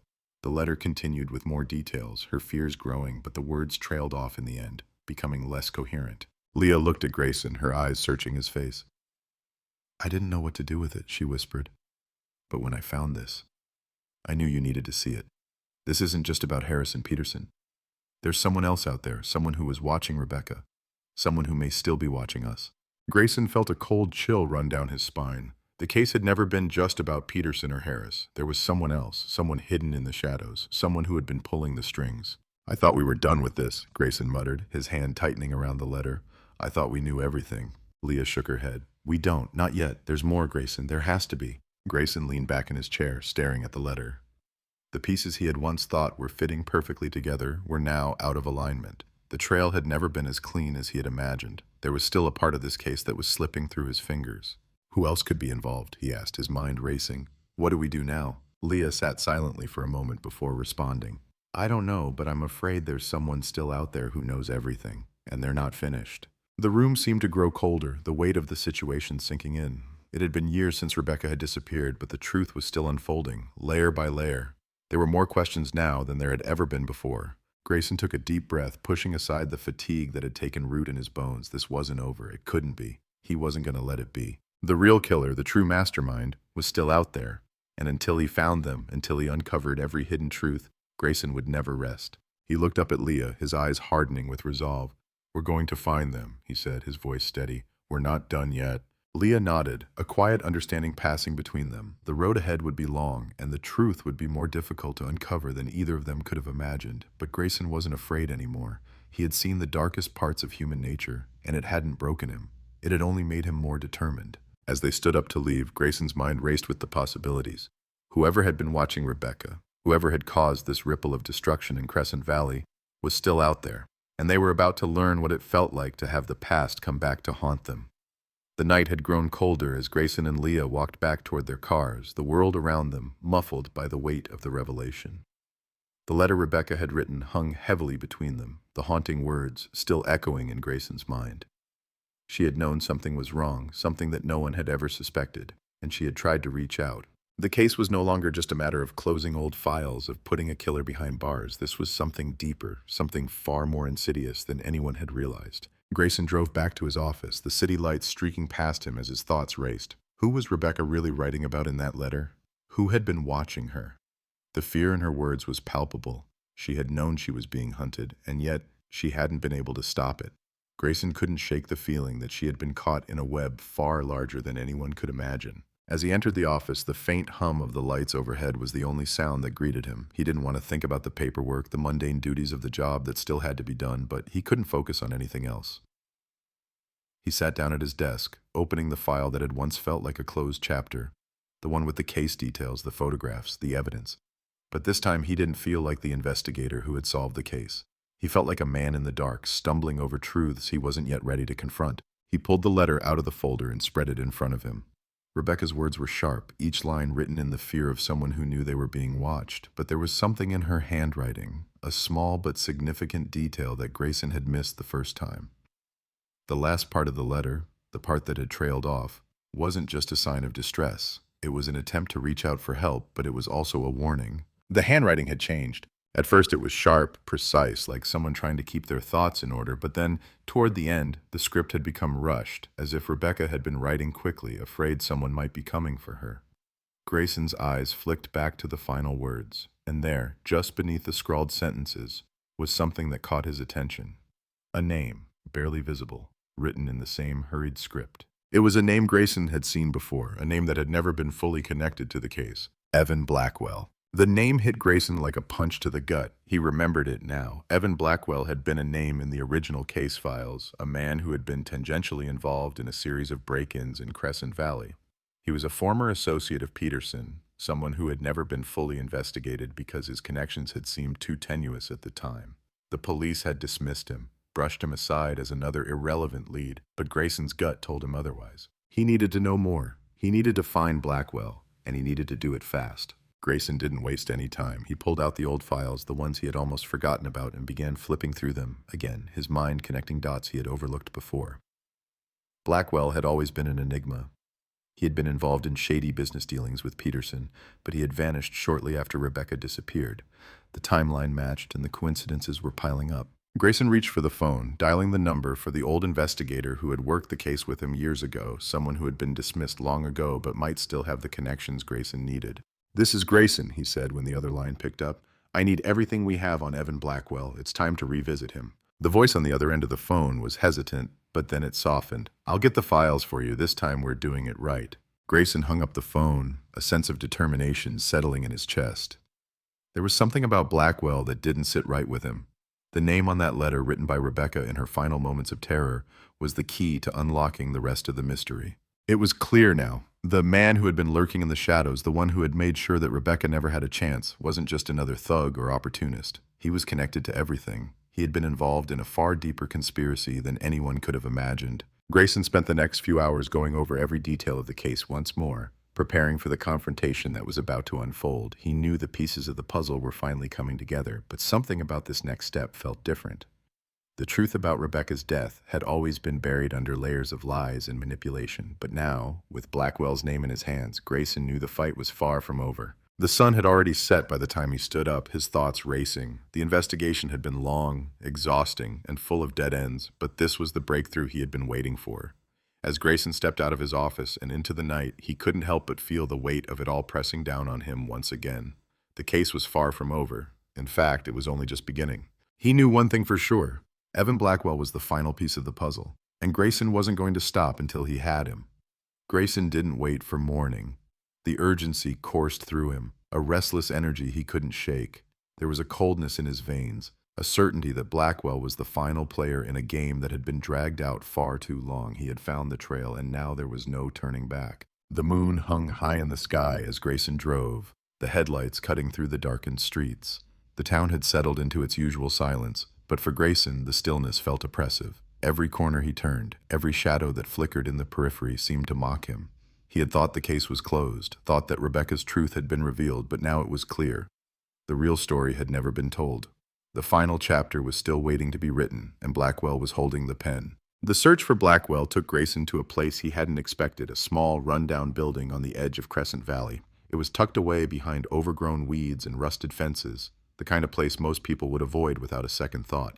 It had once been a warehouse, now abandoned, its windows shattered and boarded up. Grayson had tracked Blackwell here through a network of old contacts, a trail that had been meticulously erased but not completely gone. The warehouse was quiet, too quiet. Grayson's instincts told him something was wrong. He parked his car a few blocks away, the city lights barely visible in the distance, and made his way on foot toward the building. The faint scent of old metal and decay filled the air, but it wasn't enough to mask the unease settling in his stomach. Every step he took seemed louder in the silence of the night. The weight of the case, the long years of waiting, of unanswered questions, all pressed down on him now. Grayson reached the front entrance, his hand hovering over his gun. He didn't know what he was walking into, but he knew that it wasn't going to be easy. As he pushed the door open, it creaked, a sound that echoed through the dark space like a warning. The inside of the warehouse was just as abandoned as the outside. Rows of empty shelves, broken crates scattered across the floor, but something wasn't right. There were signs of recent activity. A small fire had been built in the corner, the remnants of a hastily eaten meal still visible, and, most importantly, the unmistakable scent of something or someone being there just hours before. Grayson's eyes scanned the room, every instinct on high alert. He moved deeper into the warehouse, taking slow, deliberate steps. The place felt like a trap. It had all the markings of a hideout, the kind of place people use when they have something to hide. Then he heard it, a faint sound, the shuffle of feet. Grayson's heart skipped a beat. He wasn't alone. Before he could react, the sound came again, closer this time. Someone was moving toward him, and they weren't trying to hide their presence. Grayson pressed himself into the shadows, his gun ready. His breath was shallow, his pulse quickening as the steps drew nearer. The figure came into view, a man, tall and wiry, dressed in dark clothing that blended into the shadows. The man paused in the center of the room, looking around. Grayson's grip tightened on his weapon. He didn't know if this was Blackwell yet, but he knew one thing for sure. He wasn't going to let this man slip through his fingers. He stepped forward, his boots quiet against the concrete floor. But the man turned suddenly, his eyes locking with Grayson's in an instant. There was no surprise in his face, no hesitation. This was a man who had been waiting for something. "You came for me," the man said, his voice low but steady. Grayson's stomach tightened. The man didn't look surprised, but there was something in his eyes and a flicker of recognition, of knowing exactly what Grayson was there for. "I'm not here for you," Grayson said, his voice cold. "But you're coming with me." The man didn't flinch. He didn't back down. Instead, he smiled, the kind of smile that sent a chill through Grayson's spine. "You think you figured it out, don't you?" the man said, his tone almost mocking. "You think you've solved it, Harris, Peterson, the girl, but you haven't seen the whole picture." Grayson's eyes narrowed. The man was stalling, trying to get under his skin, but Grayson wasn't going to let him. He stepped closer, his gun raised. "I know what you did," Grayson said, his voice steady but laced with years of frustration. "You're the one pulling the strings. You're the one who's been hiding in the shadows." The man's smile widened, but his eyes were dark, calculating. "I'm not the one you need to worry about," he said, his voice low and cold. "You've been chasing ghosts, Grayson. The real game is just beginning."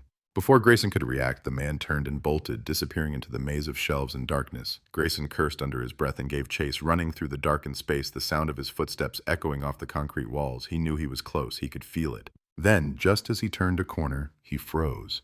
The warehouse was a labyrinth, but there, standing at the far end of the room, was the man again. This time, he wasn't running. He was waiting. Grayson's heart pounded in his chest. The man stepped into the light, revealing his face fully for the first time. And there it was, the face Grayson had been hunting for, the one he had never been able to find, Evan Blackwell. The man's expression was one of cold amusement. "You think you've solved it all, Grayson? You think you understand it?" Grayson didn't answer. His gun was aimed directly at Blackwell's chest, but the man didn't move. He didn't even flinch. "You're too late," Blackwell said, his voice a chilling whisper. "The past can't be fixed, and neither can the future." Grayson took a step forward, his finger tightening on the trigger. "I don't need to fix anything," he said. "I just need to end it." Blackwell's smile faded, and for the first time there was a flicker of fear in his eyes, but it was gone in an instant. "Good luck," he whispered before the lights flickered and went out. The room plunged into darkness. Grayson's heart raced as he fumbled for his flashlight, his senses heightened. The silence was deafening, the only sound, the rush of his own breath. And then, without warning, everything went black. Grayson's heart pounded in his chest as the lights went out, plunging the entire warehouse into inky blackness. His breath hitched in the darkness, and he instinctively reached for the flashlight in his pocket. The weight of the gun in his hand felt reassuring, but it did little to dispel the growing unease. He clicked the flashlight on, the beam of light cutting through the shadows, illuminating only a small portion of the vast, empty space.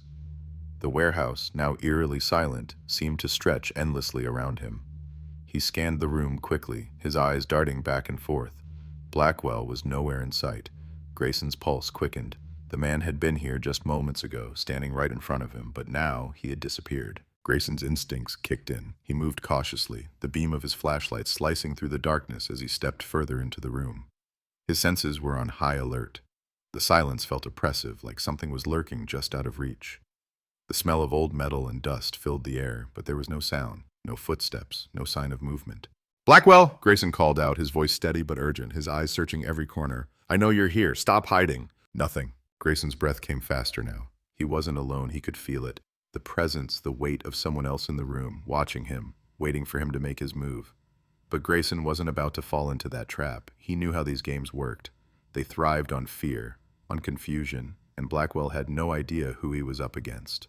Another sound broke the silence, a faint rustling, far off to Grayson's left. It was enough. He knew Blackwell was out there playing his game. Grayson turned and moved in the direction of the sound, his flashlight sweeping over the abandoned shelves and crates. He reached the far wall, his muscles tense, ready for whatever came next. And then, there it was. A faint flicker of movement in the shadows. A figure darting from one side of the room to the other, too fast for Grayson to get a clean shot. The man was fast, too fast. Grayson didn't hesitate. He sprinted forward, his footsteps echoing off the walls, the flashlight beam bouncing erratically in his grip. His mind raced. Where had Blackwell gone? Was he running? Was he hiding? Grayson's breath was ragged now, the adrenaline pumping through him like wildfire, but every instinct told him not to stop. And then, just as suddenly as it had started, the chase halted. Grayson froze. The silence was deafening again. He stood in the center of the warehouse, the beam of his flashlight now trained on something he hadn't expected to see. A metal door, hidden in the farthest corner of the building, barely visible behind a stack of old wooden crates. Grayson hadn't noticed it before. It had been carefully concealed, probably meant to blend into the environment, to avoid attention.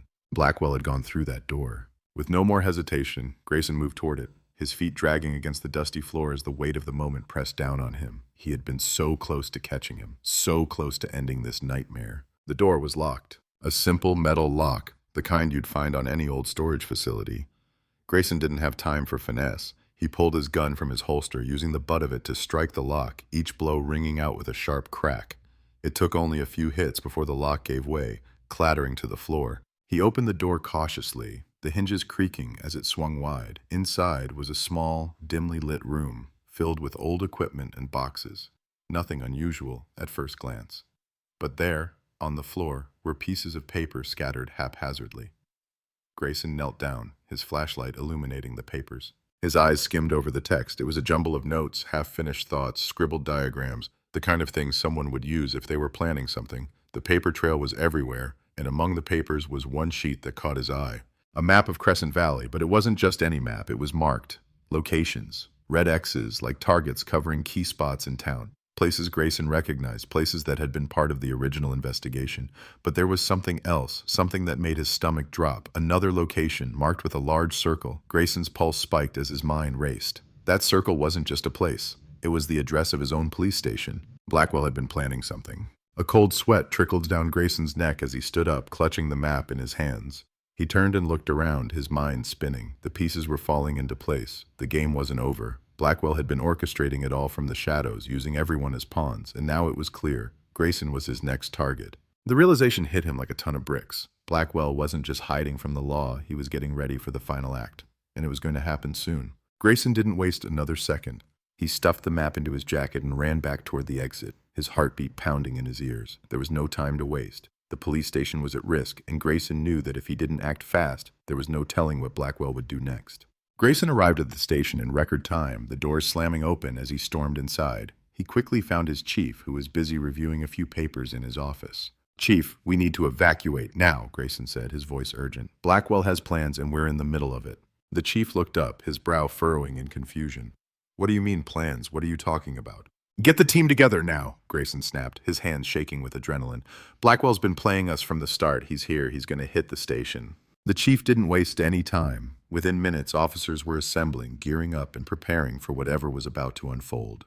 Grayson's mind was spinning as he walked quickly from officer to officer, making sure they knew exactly what to expect. They weren't going to be caught off guard again. As the officers took their positions, Grayson glanced out the window. The streets were eerily quiet, the calm before the storm. The shadows of the night seemed to stretch further, as though something was lurking just beyond the edge of his vision. Blackwell was out there, and this time Grayson wasn't going to let him slip away. He didn't know what Blackwell's endgame was, but whatever it was, Grayson was ready to finish it. The atmosphere inside the Crescent Valley police station was electric with tension. Officers moved in controlled chaos, securing exits and fortifying their positions. Grayson could feel the weight of the moment pressing on his chest as he stood at the head of the room, scanning the faces of his team. They were ready, but they didn't know what they were facing, and neither did Grayson. He paced across the small operations room, checking and rechecking every window, every entrance. The map Blackwell had left behind was still burning in his pocket, its contents now seared into his mind. The targets marked on the map, all those locations. It wasn't just Crescent Valley at risk anymore. It was everything. The chief's voice broke through his thoughts. Grayson, talk to me. What's the plan here? We've got the station locked down, but Blackwell's been playing us for years. What's he after now? Grayson's eyes never left the window. The streets outside were eerily still, a heavy fog rolling in from the valley. It felt wrong, too quiet for a town that had just survived a tragedy. He's got something bigger planned. This isn't about revenge anymore, Grayson said, his voice tight with resolve. Blackwell's been orchestrating something. He's been moving pieces for months, and now he's made his move. Whatever it is, it's coming here, right to this station. The circle he drew on the map, it's not just a location. It's a message. A message? The chief's voice was sharp. A message about what? Grayson didn't turn around, but his voice was calm, almost distant as he spoke. The map, the circle, it's the station. Blackwell is coming after us, not just me, us. He's been watching, waiting for the right moment. He felt the weight of those words sink in. It wasn't just a lone psychopath on the loose. It was something bigger, something more dangerous than they had been prepared for. Grayson was no longer just a cop working a case. He was the target. Is there anyone on the outside? Grayson asked, his thoughts turning to the other officers in town. Anyone who might be able to help, anyone who might know where Blackwell is hiding? The chief shook his head. We've got no leads. The network's tight. The few people we had working on Blackwell's connections were all rerouted. No one knows where he's gone. We're blind. Grayson's eyes narrowed. We're not blind. We just need to think. He walked over to the board where the case files were laid out, the images of Peterson, Harris, and Blackwell pinned to the corkboard like a twisted collage. He scanned the notes, the photos, and then the names of people they hadn't thought of in years, people who might still be useful, people who might have answers. There was a connection that had slipped through the cracks before, and now it was clearer than ever. Grayson ran his finger down the list of names until it landed on one, Rick Benson. A former associate of Blackwell's, someone who had been off the grid for years but who had once been tied to a shady business deal with him. He had vanished, but his last known location was nearby. An old barn just outside the town limits, a place where they used to store equipment for the mill. Benson was connected to Blackwell in ways Grayson couldn't ignore. Benson, Grayson muttered, his eyes lighting up with new purpose. He's still out there. We need to get to him now. Without waiting for a response, Grayson turned and headed for the door. The chief called after him, but Grayson didn't break his stride. We're not letting him go this time, Grayson said over his shoulder, his determination cutting through the tension in the room. We can't. The drive out to the old barn was uneventful, but Grayson's gut churned the entire way. Every mile felt like it stretched further than the last, the sense of something creeping just behind him, almost suffocating. He had no idea what they would find when they got there, but he had a gut feeling that it wasn't going to be anything good. Blackwell's plan had been intricate, and if there was one thing Grayson knew, it was that Blackwell always had a backup plan. The barn appeared like a ghost in the mist when Grayson pulled up. Its silhouette stood against the bleak, gray sky, the weathered wood blending into the background of overgrown grass and scattered debris. The air was still. Too still.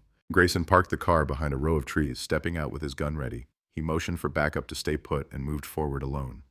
As he crept closer to the barn, the faintest sound of movement reached his ears. A scraping sound. It wasn't much, but it was enough to set his nerves on edge. He approached the barn cautiously, staying low, his flashlight barely breaking the thick darkness. The barn door was ajar, a thin beam of light spilling through the crack. Grayson could make out faint shapes inside, but no sounds, just the muffled rhythm of his own breathing. He slowly nudged the door open with his shoulder, the creak of the wood piercing the silence like a warning. Inside, the barn was dimly lit, the smell of old hay and rust hanging in the air. His eyes scanned the interior, and that's when he saw it. A figure standing in the shadows, their face half obscured by darkness. Blackwell. Grayson's pulse spiked as he raised his gun. The man was standing perfectly still, his hands at his sides. There was no fear in his eyes, no sign of panic, only calm, too calm. "I knew you'd come," Blackwell said, his voice flat. "I've been waiting for this." "You've been waiting for what?" Grayson demanded, his finger tightening on the trigger. "What's your game, Blackwell?" Blackwell's lips curled into a thin smile. "It's simple. You just didn't see it before. You thought it was about revenge, about ending it. But this isn't just about the past. It's about something much bigger." Grayson's mind raced. He had heard enough of this game, enough of these cryptic answers. "What is it, Blackwell? What are you trying to do?" The smile never left Blackwell's face. "You'll see soon enough," he said cryptically. "The pieces are already in motion. You're too late to stop it." Grayson's heart skipped. He wasn't going to let this man taunt him any longer. He took a step forward, his gun raised. Before he could react, Blackwell moved, quick, fast, too fast. He lunged for the side of the barn, and with one swift motion, the lights went out, plunging the room into darkness. Grayson's breath caught in his throat, the flash of panic spreading through him. This wasn't a game anymore. The trap was set, and now he was the one being hunted. The sudden darkness enveloped Grayson like a shroud. His heart pounded in his chest, and his senses sharpened. He couldn't see Blackwell anymore, couldn't hear him, but he knew one thing for sure. Blackwell had set the stage, and now Grayson was walking straight into it. Grayson's finger tightened on the trigger of his gun, but he didn't fire. Not yet. He had learned the hard way that acting on instinct in these moments rarely ended well. Every noise, every rustle, every breath became amplified in the blackened silence. He had been trained for situations like this. He knew the risks. He knew what he was up against. The air around him felt thick, suffocating, and the faintest hint of something cold crept up his spine. He had to be quick, calculating. The lights were out, but Grayson wasn't helpless. He knew this barn, the way it was laid out, the things scattered around, his flashlight. He fumbled for it, his hands trembling slightly from the adrenaline coursing through him. The beam flickered to life, and his eyes adjusted to the dim glow. Blackwell's voice broke the silence, low and menacing. "It's too late, Grayson. You've already lost." Grayson spun toward the sound of the voice, the beam of his flashlight sweeping through the shadows, but there was nothing, just the empty, dimly lit barn. The walls stretched around him, silent and ominous. He couldn't let himself be trapped here. He needed to find Blackwell before Blackwell found him. "You think you know the game," Blackwell continued, his voice now coming from behind. "But you don't. You've been playing right into my hands all along. The people, the investigation, the town. You were all part of it. The question is, will you be part of the endgame?" Grayson's breath quickened. His heart skipped a beat. The realization hit him like a bolt of lightning. It wasn't just Rebecca. It wasn't just Peterson or Harris. It was everything. Blackwell had been orchestrating a far larger plan than anyone had imagined. It wasn't about one woman's death. It was about control, manipulation, and power. Crescent Valley had been his playground, and he had been manipulating every single person who'd crossed his path. "No," Grayson muttered, shaking his head, his hand still holding the flashlight. "Not this time. I'm stopping you." A faint rustling to his right. Grayson's head snapped toward the sound, his gun raised in the same motion. But before he could react, a sharp, searing pain shot through his side. His breath caught, his vision blurred as the flashlight slipped from his grasp, clattering to the floor. Grayson stumbled backward, his gun falling to the ground. He gritted his teeth, his hand instinctively clutching his side where the wound burned. It was a clean shot, a perfect shot. Blackwell had gotten to him before Grayson could even process it. The man had been ready, waiting for the moment Grayson let his guard down. "I told you, Grayson," Blackwell's voice rang out from the darkness. "You're too late." The light from Grayson's flashlight still flickered weakly on the floor, casting long shadows against the barn's walls. Grayson staggered to his feet, grimacing with the pain, but the fire in his chest kept him going. He wouldn't let Blackwell win. He couldn't. Not now. With a swift movement, Grayson pulled the gun from his holster, though his hand shook from the pain. He aimed it, but his vision was clouded, the wound slowing him down, making his movements sluggish. He couldn't afford that. Not now. Grayson took a deep breath, willing himself to focus. The world around him blurred, but he could still hear Blackwell's footsteps. He wasn't far. Grayson's mind raced. He had to act quickly before Blackwell finished him off. This wasn't just a fight for his life. This was about ending the nightmare once and for all. "Where are you?" Grayson growled, his voice a low rasp. The barn was so still, the air thick with tension. "Come out, Blackwell. This ends tonight." There was a moment of silence. Then a low chuckle broke through the quiet. "You think it's over, Grayson? You think it's over because you've got a gun in your hand?" The laugh echoed through the empty space, but Grayson's patience was wearing thin. His eyes darted to the shadows, every corner of the barn seemingly hiding something, someone. And then in a blur of motion, Blackwell emerged from behind a stack of crates. His dark silhouette loomed over Grayson, his hand raised, a knife gleaming in the dim light. Grayson barely had time to react before Blackwell lunged toward him. Grayson fired. The shot rang out with a deafening crack. Blackwell screamed, the sound jagged and pained as he staggered back. Grayson could see the blood blooming on Blackwell's chest, the red stain spreading quickly. He hadn't been expecting that, but Grayson had no time to celebrate. He couldn't let his guard down now. Blackwell gritted his teeth, glaring at Grayson. "You think this is over?" he spat, his voice hoarse. "This is just the beginning, Grayson. You'll never stop what's coming." Grayson stepped forward, his gun aimed directly at Blackwell's chest. His side ached with every breath, but he wasn't done. "It's over now," Grayson said through clenched teeth. "You're done. No more games, no more hiding." For a long moment, Blackwell said nothing. His eyes were filled with rage, but it was clear to Grayson that the man was broken. He knew his time had come. Grayson lowered his gun slightly, his voice cold. "No one else will suffer because of you. No one else will die. This ends now." With one final, guttural laugh, Blackwell's body collapsed to the floor, his eyes staring blankly at the ceiling. Grayson stood there, his gun still raised, but his body trembling with exhaustion. The silence in the barn was overwhelming. The only sound was Grayson's ragged breathing as he slowly holstered his weapon. His legs felt like they could give way at any moment, but he stayed standing. He had won, but it didn't feel like a victory. It felt like a relief. The darkness that had haunted him for so long had finally been vanquished. Blackwell was dead, the case was closed, and Crescent Valley could finally begin to heal. The drive back to the station was the longest Grayson had ever made. The adrenaline had worn off, leaving only a deep, exhausting ache in his bones. But the pain was nothing compared to the weight he felt in his chest. It was over, but the scars would remain. Crescent Valley would go on, just like it always had, but it would never be the same, and neither would Grayson. As he pulled into the station parking lot, Grayson looked up at the building, the place that had been his battleground for so long. He had solved the case, brought the truth into the light, but the personal cost was something he hadn't quite come to terms with. Grayson stepped out of his car, the cold night air biting at his skin. He had done his duty, but the question was, now that it was over, what came next?